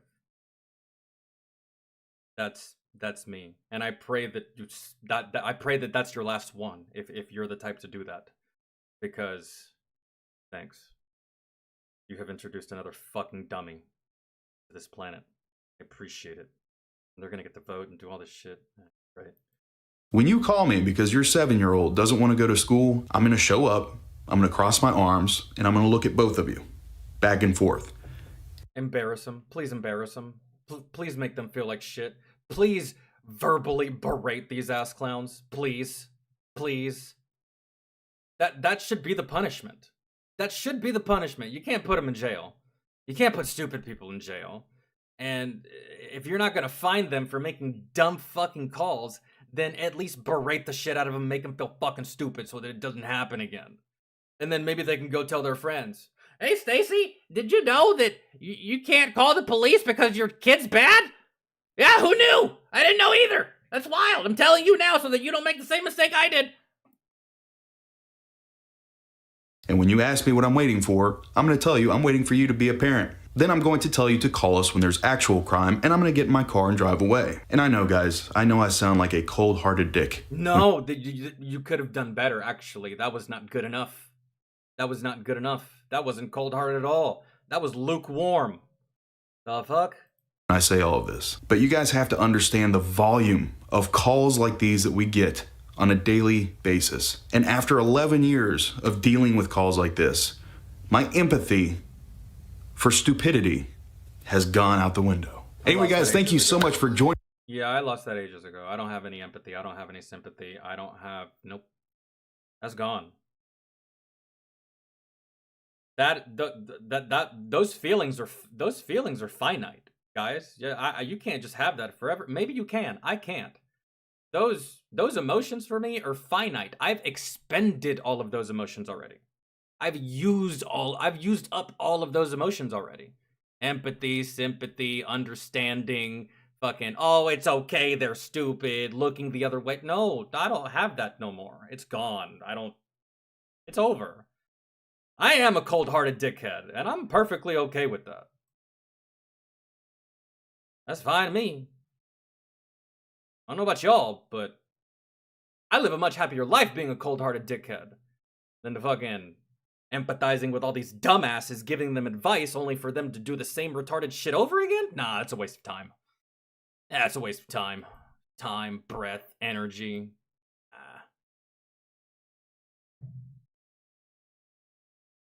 Have fun, Katai. Have a good evening. Thanks so much for hanging out with us. Later. Matter of fact.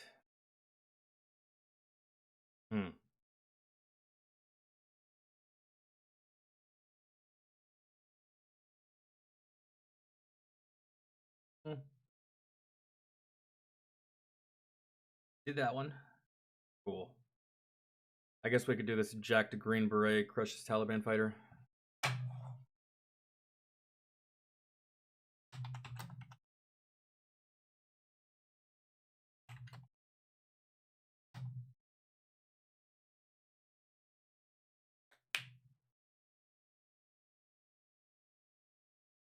Jacked Green Beret crushes Taliban fighter with bare hands, mature audiences only. I mean,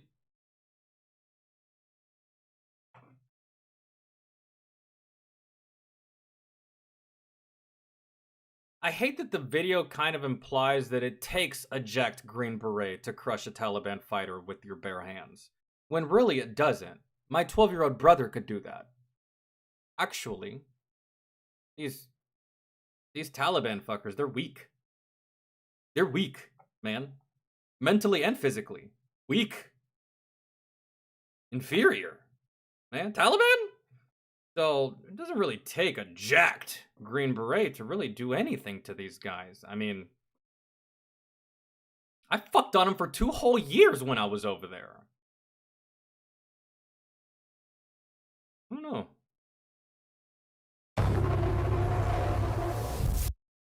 Then again, they never gave me the opportunity for a hand-to-hand fight. Because I think they're too cowardly for that. And even if they weren't too cowardly for that, I feel like I'm superior than them at that, so... This Green Beret's very lucky. He got to experience something I really wanted to experience. Because you can only drive down the same road getting pop shots and getting hit with IEDs and getting RPGs for so long before that shit just gets boring, bro. It does. Oh, look, an RPG. Oh, look, an IED. Oh, look, small arms fire. Oh, look, indirect fire. Oh, they haven't shot those mortars in a while. Nice. Huh. Okay, I'm bored again. Right, some hand-to-hand? I would have mopped the floor with a lot of you motherfuckers when I was over there, dude. Ugh.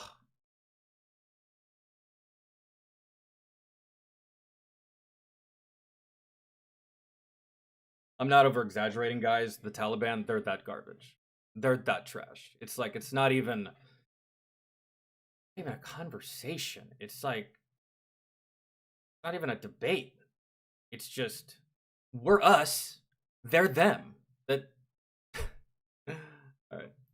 Out of the hundreds of combat operations I have covered, today's story is easily ranked in the top 5 most violent I have ever covered. Now, there isn't any overwhelmingly graphic footage in this video. However, there is a very because it says mature audiences only, you would think. Disturbing sequence towards the end of the story, and so for that reason, viewers' discretion is advised. As the hunt for Osama bin Laden and Al-Qaeda leadership continued in Afghanistan through the winter of 2001 and 2002, U.S. Central Command directed a discreet intelligence gathering mission that required the long-range reconnaissance, surveillance, and close-quarters combat skills of Company A 1st Battalion 5th Special Forces Group, or 5th Group for short. This mission was referred to as a Sensitive Site Exploitation, or SSE, and it called for the focused search and recovery of enemy personnel, documents, manuals, computers, weapons, explosives, equipment, and any related material that might be of intelligence value. Commanded by Major John West, 5th Group was specifically organized, trained, and equipped for this type of mission. Since December 2001, 5th Group had conducted 3 SSE missions with marked success. In fact, they had executed these missions so flawlessly that— God damn it, I thought he was going to say they executed 10 of them. That's where my brain was going. That's unfortunate. In fact, they had executed these missions so flawlessly that only 2 shots had been fired in all 3 missions, both of which were just warning shots that led to immediate surrenders. The company captured a total of 9 Al-Qaeda suspects, destroyed several tons of weapons and ammunition, and made valuable— Yet they're always talking shit. surrenders. That only 2 shots had been fired in all 3 missions, both of which were just warning shots that led to immediate surrenders. Warning shots that led to immediate— and y'all talk so much shit. Y'all talk so much shit, and then turn around and do this! I don't understand. I don't understand. Y'all talk all this shit, y'all say all these things about us, y'all claim victory for just about everything, and 2 warning shots and you fucking— I'm sorry. I'm sorry. Bitch made! I told you. I That's hilarious, man. That's hilarious. Keep talking all your shit with your propaganda. At the end of the day, we all know. Everyone knows. The company captured a total of 9 Al-Qaeda suspects, destroyed several tons of weapons and ammunition, and made valuable intelligence finds, including satellite phones, tape recorders, and encrypted electronic records. Yeah, you would have thought that y'all would have fought a little bit harder to keep that shit. That seems like some really good shit y'all had, but nope. We're gonna run our cocksuckers for days, weeks, months. The Americans are here? Talking all that shit, blah, blah, blah, blah, blah. The Americans actually came? It's so funny, bro. It's so funny. It's this all the time. It's so funny. January 9th, 2002, U.S. Central Command issued another SSE order to Major John West. The target was 2 suspected Al-Qaeda compounds at Hazar Qadam near the... All right, those are breach charges. That's probably for like a door or... Not any door in Afghanistan. Some of them houses don't even have doors, and if they do, you can easily kick them fuckers down. This is for something a lot bigger. Town of Orizgan, about 166 kilometers northeast of Kandahar. The mission, designated AQ-048, was... That's what the breach charges are for. Well, yeah, you would, yeah, okay. I got you. That's why. To kill or capture any Taliban or Al-Qaeda personnel and collect material for intelligence analysis. The 2 target sites were both walled compounds containing a collection of various... For those walls, yeah, you will need those breach charges. ...sized buildings. I was thinking just like breaching a room or a house with an actual door. Compounds were surrounded... Some places out there do have doors, but for the most part, no, it's usually like this little fucking veil that just like goes down. You could like a curtain or some shit. Some have wooden doors, but they're not like our wooden doors. They're just like planks and shit. Really depends. Anyways. Surrounded by farm fields, and the 2 sites were about 1.5 kilometers apart. Major West decided he would seize both sites simultaneously and divided his company into 2 separate assault forces, with a unit of New Zealand SAS troops set aside as a quick reaction force in the event more combat power was needed. Major West would lead Special Forces Operational Attachment 512, 513, and 514 in an assault of the westernmost site, named Objective Kelly. The eastern compound, designated Objective Bridget, became the target for ODAs 511 and 516, led by the company operations officer Chief Warrant 3 Dwight Ashford. 2 Marine Corps CH-53s delivered Major West and his 45-man team to their landing zone about 5 kilometers from... That's like 1 platoon, man. That's it. Objective Kelly, while 3 MH-47s from 160th SOAR delivered Ashford's mobile force along with their armored trucks to their landing zone about 6 kilometers from Objective Bridget. After a quiet tactical march at 17 degrees Fahrenheit and a slow drive under... Look at this guy. This guy's cheesing. Right here. See him right here in the middle? That's hilarious. NVGs across terrain 7,000. Do they look afraid of the Taliban in this picture? That's because we're not afraid of you, bro. At all. I'm afraid of the IEDs, but just of you individually. No. Feet above sea level, the 2 assault forces arrived at their pre-assault positions right on schedule. It's like the Patriots showing up to play the Bengals. Or not the Bengals, but showing up to play the Browns. This is what it is. The Patriots showing up to play the Browns. They don't really look all too worried. They're just like, be a good day. Be a good game. Ready? Hell yeah, man. You get out there, get it done. Super simple. Suck. Right? It's like that. Really. Maintaining close communications, the 2 forces simultaneously moved their security elements into position. However, a deep irrigation ditch just outside the wall of Bridget forced the assaulters to dismount and approach their entry points on foot. Excuse me, do you guys have any of the Lixie knives left? Yes. Foot.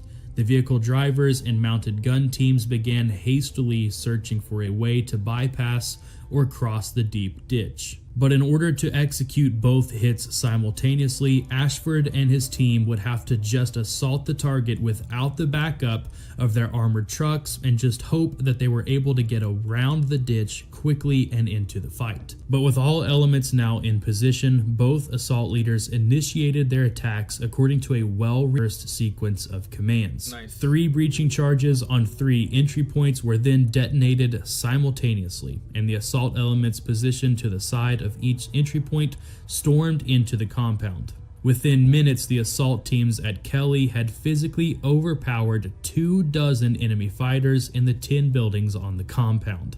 One enemy fighter firing his weapon from a doorway wounded Staff Sergeant Jesse Wilcox in the right foot. As the enemy fighter backed out of the building spraying bullets into the darkness, a security team member killed him with a well-placed shot. Another enemy sentry was eliminated when he fired on the assaulters from outside the compound. These were the only 2 enemy fatalities at Objective Kelly. At Objective Bridget, a guard opened fire when he spotted Ashford's assault teams as they ran through the main gate of the compound to their breach points. His alarm shots prompted several firefights as the assaulters fought their way across the courtyard and into the main building. Once inside, That place looks like a fucking prison. it was close quarters combat from room to room, and the resistance was heavy. Having initially stunned the enemy fighters in the room with flashbang grenades, the assaulters eliminated 5 enemy fighters as 2 others escaped out windows. When Master Sergeant Albert Pale and Sergeant First Class John Sue burst into another room, an enemy fighter ran out between them. Sue quickly spun around and pursued him, shooting him down before he could escape. Now alone in the darkened room, Good. Fuck that guy. Was he armed? No. Was he running away? Yeah. Fuck him anyways. Master Sergeant Pale could see 3 I expect the enemy to do the same thing to me. Fuck him. enemy fighters surrounding him through his night vision goggles.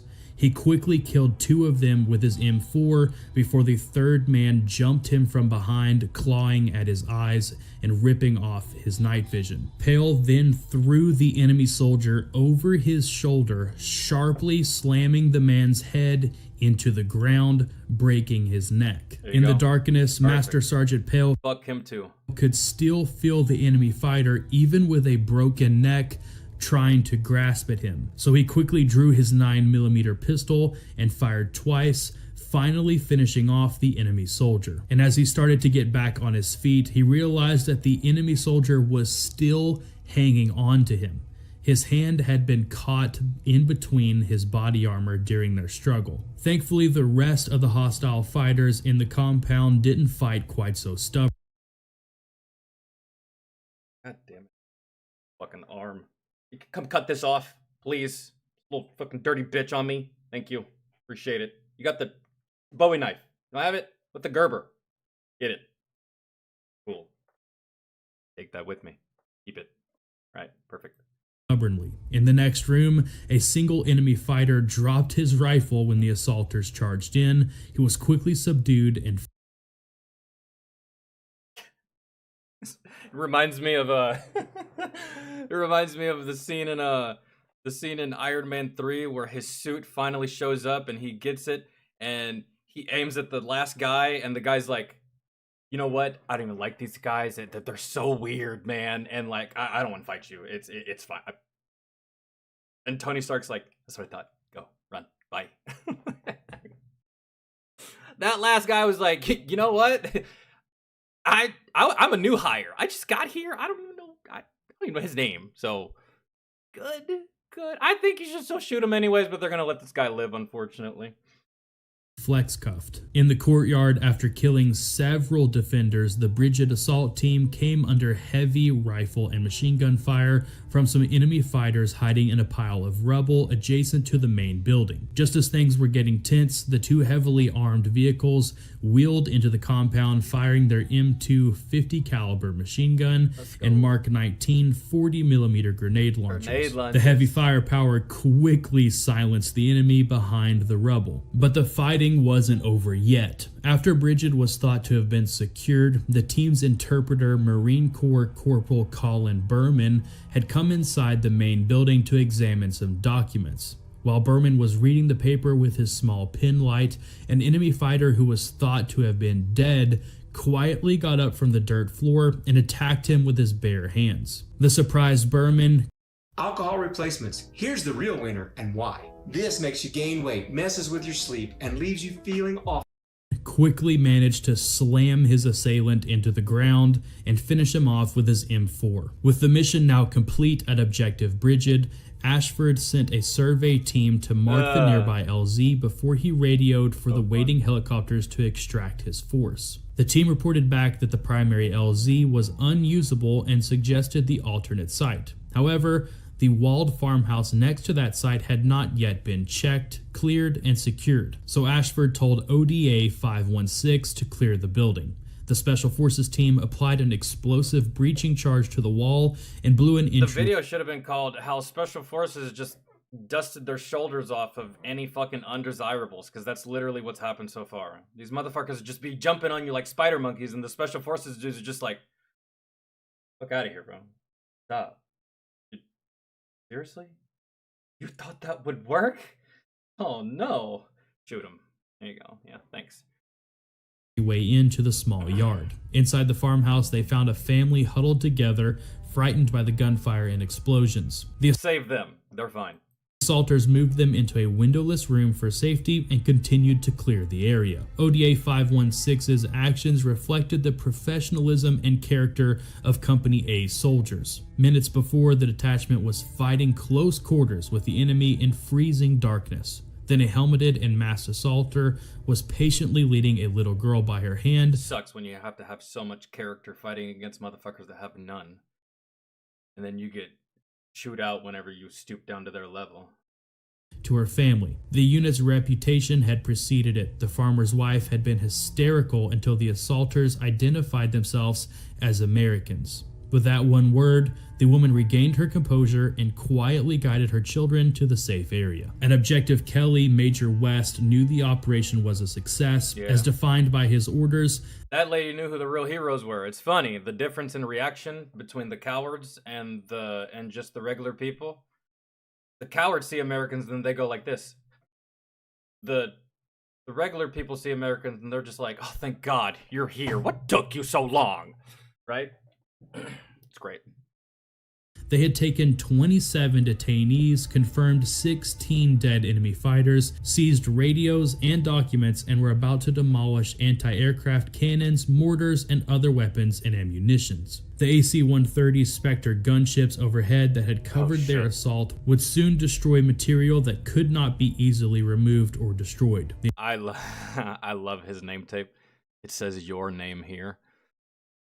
The entire operation had been completed in less than 2 hours, but Major West had an inkling. I wouldn't have been able to get away with a name tape like that. I tried to get away. I asked if I could put, because I didn't use a name tape when I was deployed, and I asked my squad leader one time. I was like, since I don't wear a name tape, and no one cares that I don't wear a name tape, while we're on mission, couldn't I just put whatever I wanted on a name tape? And Sergeant Vasquez goes, well, yeah, technically. I mean, no one's going to see it on mission except for us. And I was like, really? And he was like, actually, no, never mind. I kind of feel like I know where you're going with this, Falcon. And actually, no. Whatever your idea is, the answer is no. I was like, but you don't even know what it is yet. He's like, but I know who you are. And I just know, so no. And he wouldn't let me tell him what it was. King Dingaling. I wanted to put King Dingaling on my name tag. And he didn't know what it was. He wouldn't even let me tell him. I was like, you don't just let me tell you before you say no. You can't say no when you don't know. He's like, no, the answer is no. You're not doing it. I know what you no. I thought about it. I double thought about it. I even triple checked with my subconscious. The answer is no, Falcon, you're not doing that. And then that was what I planned on doing, and he didn't know. I never even told him what it was either. He just walked away from me. He knew me very well, unfortunately. Of trouble. As the shooting died down at Objective Bridget, Ashford radioed West that one of his assault force found an Afghan national flag inside the compound gate. Major West immediately got on the radio and requested that U.S. Central Command again verify that there were no friendlies at Hazar Qadam. The reply was no, there are no friendlies at that site. But as it turned out, that was not quite correct. The intelligence that indicated Hazar Qadam was a Taliban or Al-Qaeda site proved to be dated. It seemed possible that Afghan fighters at Hazar Qadam might have crossed over to the new AIA government 2 weeks before the raid, but if that's the case, Afghan officials had not reported this. The American operators Well, that's their fault. also tried everything they could to get the armed men inside to surrender and only returned fire once they had been fired upon. So if these guys were friendlies, it really wouldn't make sense why they didn't just surrender as soon as they saw Americans wearing American uniforms. And from what I'm able to find on... So if you got fucked on by Americans, that you should blame your chain of command. Your chain of command dropped the ball on that. That's not really our fault. You should have said something. They should have told you something, and you should have, like, I don't know, behaved accordingly, but sucks for you.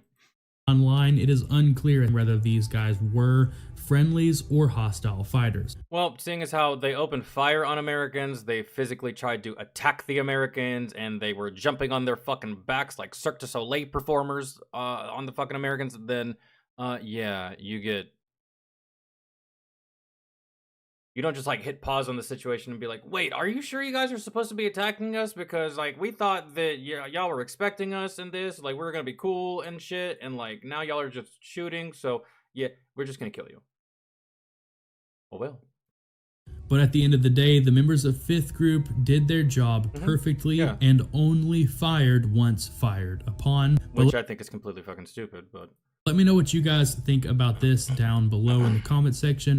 And if you I think that went fine. It's just that whole not being fired until fired upon doesn't really jive with me, especially if you know you're going into enemy territory and there's going to be enemies in the area.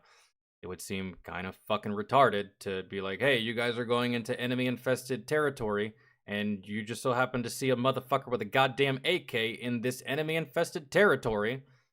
I'm shooting that guy. And I'm not even asking questions. I'm not even waiting on that guy to shoot me. We're in enemy territory, and that guy has an AK. And he's not wearing my uniform. Dead. Dead. Dead. Dead. I never understood that. I gotta sit there and wait and quite possibly die before I can protect myself? Fuck that. Always. Always, bro. Always. No. No, sir. No, sir. I hate that rule. I absolutely hate that rule. Ties your hand behind your back. Can't stand it. It's a pathetic fucking rule made by pathetic fucking people that have never actually had to serve a fucking minute in combat.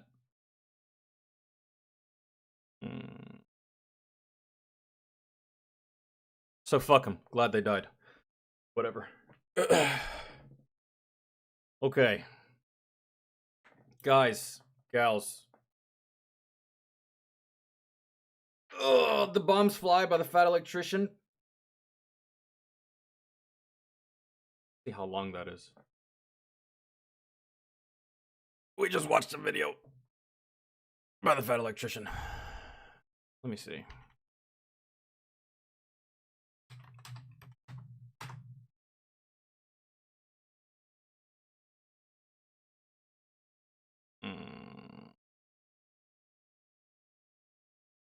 Maybe it's a new video, because we watched...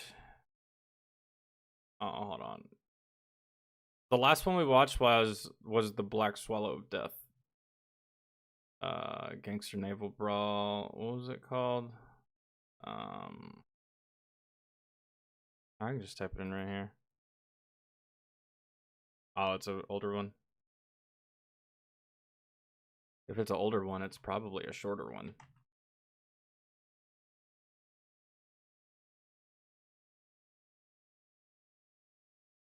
Oh, dude. So I think I have. Okay, this is 8 minutes, and I haven't seen this one, but I believe I saw this as a short. Once upon a time. Bat bombs. I think that once upon a time the government tried to weaponize bats. I think. At one point. On some weird shit. Attached. It was back when we were at odds with, I think, no. When we were at odds with Japan or something, and like in Japan, they like a lot of their houses are made from like very flammable materials and shit, and like I think that the plan may have been to use these bats to carry explosives or carry some kind of like ignition or igniter or something that causes fire, and then just like release these bats in the area, and then the bats take cover inside the Japanese houses and then just explode and everything catches fire. I don't remember where I saw that or heard that, but it was like some history thing and shit. Let's see.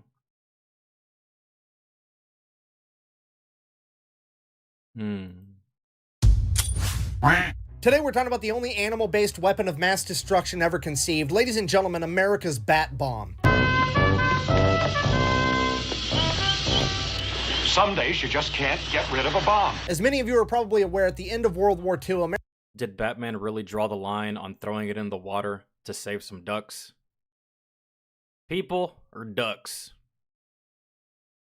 That's some shit Superman would do. I gotta save these doves first. But bats? That's an older Batman, but still. America was looking for a new super weapon that could prematurely end the war. Option A was always the atomic bomb. Option B was, well, that was also the atomic bomb. Yes. But option C involved 1 million free-tailed Mexican bats and napalm. No, I'm not making this up. I read the entire book to get ready for. I feel like I watched a video. How long the video was on this particular topic, but this video. Okay, here's the deal. It's not really a bomb. It's a giant bird cage that looks like a bomb, and inside of each one of these cages was 1,040 free-tailed Mexican bats that had a napalm incendiary device super glued to their chest that was... I knew it! ...rigged to go off with a timer. The idea was to do a bombing run at dawn, releasing a bunch of these canisters. After being released, they would travel down several thousand feet before deploying a parachute. This would both slow down the cage and open it so all the bats could fly away. And because they were doing this bombing run at dawn, all the bats would immediately try to find somewhere to roost for the day so they could go to bed. And since they're bats, that's always going to be some dark, hard-to-reach nook or cranny like an attic. And given that Japan was made pretty much exclusively out of wood and paper at that point in time, presented an enormous issue in 2 hours. I've seen something on this. I just haven't seen it by Fat Electrician. I knew of this. The bat bombs? Yeah, it's fucking it's weird. That was the plan, was to release these things, and then they set up shop in the houses, and then they explode, and because the houses are so flammable, the materials are so flammable, the idea was that everything went up in flames. And everything just caught fire, and it was just a chain reaction of fire. I knew it, bro. I knew it. When those bats would burst into flames and presumably light an entire city on fire. Bah! Does this hurt the bat? Bah! Yeah. But who gives a fuck about bats? Do you guys give a fuck about bats? I don't. Not even Ace Ventura, the pet detective, gives a fuck about bats. They die. Duh. Hurts the bat, okay? Just don't tell PETA. I don't need them coming after me with their frail, anemic wrath. I mean, realistically, they're gonna find this video anyways, because one of them's gonna be Googling bath bombs. Google's gonna be like, oh, did you mean bat bombs? And they watch my video. Now it's demonetized, so we're gonna have to have a sponsor. Ladies and gentlemen, this video is brought to you by JX Tactical, makers of my personal favorite holster, their trademarked Fat Guy holster. It allows you to carry a firearm and have a little bit extra room for tactical fluff. Anyways, back to these bat bombs. Okay. Now, I think we can all agree that this idea is so fucking stupid that it's genius, so who is the madman that came up with it? Ladies and gentlemen, a dentist and part-time inventor from Pennsylvania by the name of Lytle S. Adams. A man whose other inventions included a fried chicken vending machine and a way to pick up mail by plane without having to land the plane. So clearly, things are starting to add up. In January... my question is... Oh, now that I'm thinking about it. If the objective was to set everything on fire, why not just bomb it? Why not just set it on fire? You know what I mean? It's like I want to burn down all these weeds in my yard, right? So what I'm going to do is I'm going to burn all the weeds, burn all the grass, and it's going to grow back greener, right? That's my plan. But instead of just, I don't know, throwing some gas, lighting the bitch on fire, I pour some gas, and then I take a match, and I put it right there, and I take another match, and I put it right there, and I make a long-ass line of matches. And then I go to the match, and I light it, and I wait for each match to light, each match to light, each match to light. It's gonna go, it's gonna go, it's gonna go, it's gonna go, it's gonna go, and then finally hits the gasoline, and then it ignites the gasoline, and then it ignites the grass. Whereas I can just pour gasoline on the fucking grass and light it right there. Why go through the rigmarole and all of the painstakingly... This is too many steps to just set someone on fire. Man, really, when you can just drop the fire. That's just me. January of 1942, he would write a letter to the White House, and let me tell you, it is one of the letters of all time. It opens up pretty strong with, and I quote, "Shall the sun set quickly over the land of the rising sun, with a dawn visit at a convenient time in an appropriate way." He then goes on to, in detail, explain that bats are the lowest form of life in the animal kingdom, and that he... I always thought that it was like bacteria. But sure, I guess we could agree with that statement. I always thought it was something smaller than a bat, like a ladybug. That's a really small form of life, very inconsequential form of life. Doesn't really matter. I think bacteria would be the one, but anyways. He is thoroughly convinced that they were placed on Earth by God to help America win World War II with a bat bomb. So... That just sounds like something a cult leader would say, but...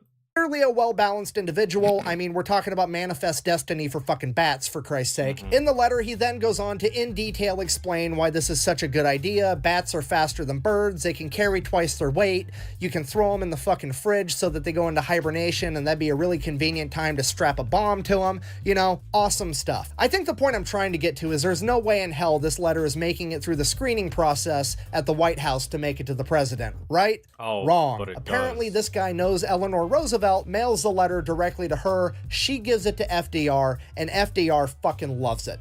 He immediately forwards the letter to his military generals with a note of his own that says, and I quote, "This man is not a nut. It's a perfectly wild idea that we need to look into." And that's it. The president said we're doing it. We're fucking doing it. America's building a bat bomb because a dentist in Pennsylvania said so. All right, fast forward like a year and a half. They figured out how to make the bomb itself. They figured out that they're going to use the Mexican free-tailed bat because it's very fast and very strong. They figured out that they're going to use napalm instead of white phosphorus. They've figured out how to attach... We tried this before the atomic bomb, right?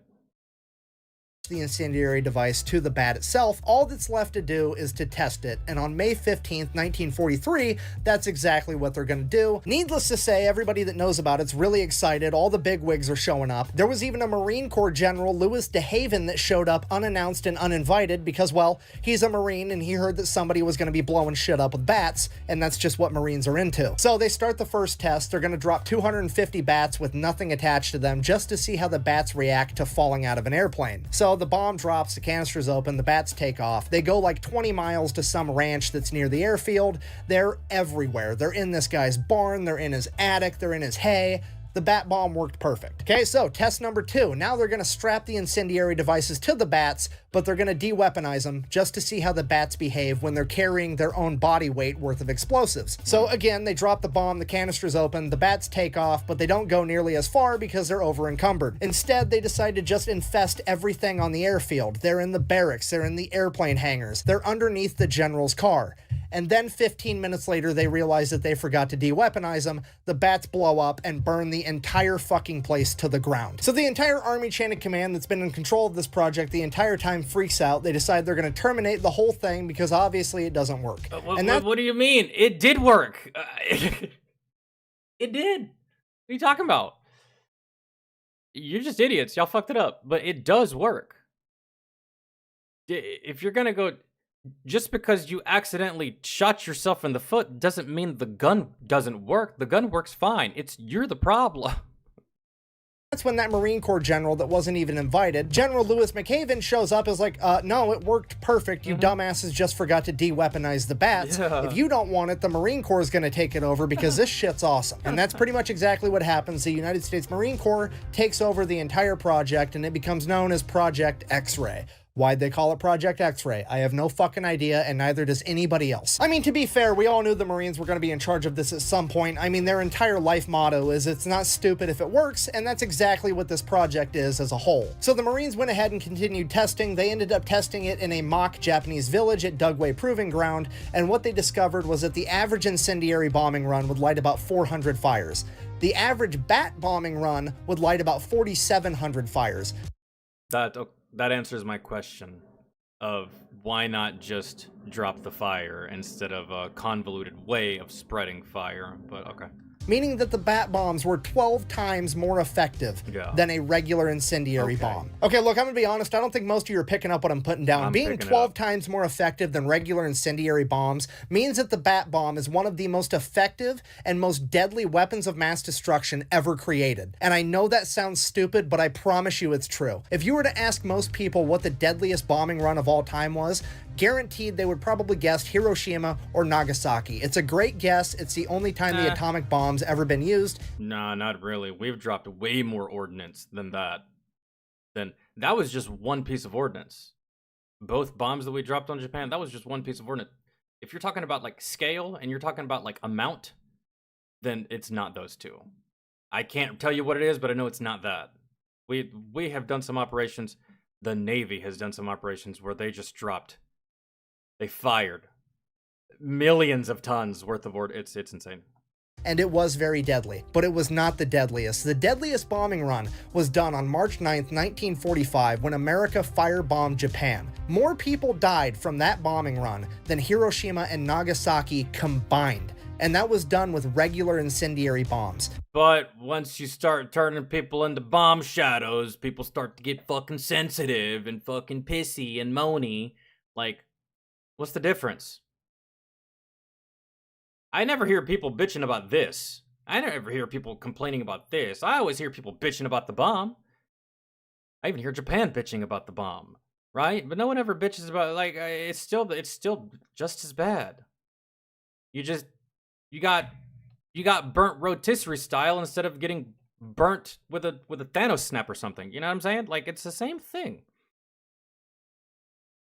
But I get it. Big bomb go boom, and it's very big, and it's very loud, and fucking, I understand. So you can imagine what would happen if bat bombs were dropped, which are theoretically 12 times more effective. Not to mention, people getting bent out of shape about the atomic bomb, and then the firebombing runs of Japan, but then didn't or won't or will never complain about this. Because you got to think, what are the odds that these bats drop and they fly they fly towards the enemy? But there's a lot of civilian casualties here, right? More civilian casualties than any of the other bombing runs we made on Japan, really. So it's like, that's interesting. Have been absolutely catastrophic. And you don't know the flight path of these bats. What if these bats, they decide to go elsewhere? because you really are counting on you're predicting what these bats are going to do, but it's impossible to predict what these bats are going to do, or where they're going to go, or where they're going to roost. What if simply just one of these bats makes it somewhere that it's not supposed to be? What if just one of these bats makes it I don't know what the odds of that are, but you know what I'm saying? I just feel like there's more catastrophic collateral damage with this than all of the other ones. Really. Because there's more of a variable here. You can drop a bomb and account for the radius, so you drop it here. You can do a firebombing run, and you can be like, we're doing here, here, and here, right? And we're gonna skip these places. But with those bats can go anywhere. And what if they go to a place you don't want the bats to go? What if they blow something up you're not supposed to blow up? You see what I'm saying? You're predicting the movements and you're predicting the movements of an animal, really, at the end of the day. That's very hard to do, right? It's very hard to predict the movements and the decision-making of an animal, especially an animal like a bat, as fucking squirrely as they are, right? So, I don't know. That's... I realize that we're getting oddly serious and I apologize, but it absolutely blows my mind that in the biggest military conflict the world has ever seen, in the search for a super weapon, you had a bunch of scientists, the most brilliant minds in the world, that figured out how to split an atom in half, breaking chemical bonds, releasing an immense amount of energy and radiation and destructive force. And then you have the Marines that are like, I need a bomb-shaped colander, 1,000 bats, and some jungle jelly, and somehow the Marines managed to be more deadly. It makes no fucking sense. It's making me question everything because my entire life I thought... And it was probably harder to acquire all of those bats than it was probably to acquire the uranium that you needed to build the atomic bomb. Batman was kind of a bitch for being scared of bats. Like, just grow a pair, grab a tennis racket, start Babe Ruth in those motherfuckers and move on with your life. But no, as it turns out, Batman was right. Bats are absolutely terrifying, and it's all because some dentist taught the Marines how to turn them into a WMD, and I have no idea how to end this video. So I guess if you made it this far down this weird history rabbit hole, thanks for watching. Best way to support the channel is go buy some merch at thefatelectrician.com. Quack bang, out. But did they ever use it? I don't even think he said that. Did they use it? Or they just made it and it went unused because we made the atomic bomb. We were gonna use this shit, but then, or maybe they used it after. I don't know if they actually used it or not. Or if they went through with it. Hopefully they did. I don't know. Making something that cool that takes that amount of time. And you even blew up a general's car testing it. Better have fucking used it. Otherwise, what was the point? Could have been doing anything else. Yeah. Okay. That's going to do it for me, guys and gals. We will be live again tomorrow. Tomorrow is going to be music. So if you have any music requests, be sure to put those in the Discord. And then the next day will be variety. And then Friday I'm leaving. All right. So just a heads up. I'll keep reminding you guys that way next week doesn't roll around and you're like, where the fuck are you? I'll be on vacation, my hometown. I'll be there at the very least, I'll be there for the rest of this month. And I'll be back at the very beginning of January. So I'm out, guys, gals. Have a fantastic evening. Thank you so much for hanging out. Thank you so much for chilling with me. If y'all need anything, y'all can hit me up on Discord. Y'all can @ me or DM me. Whatever it is that you need. Put your request in and I will see y'all tomorrow. All right, love y'all. And if I don't see y'all tomorrow or the next day, have a good Christmas. Have a good New Year. Hopefully I see y'all. All right.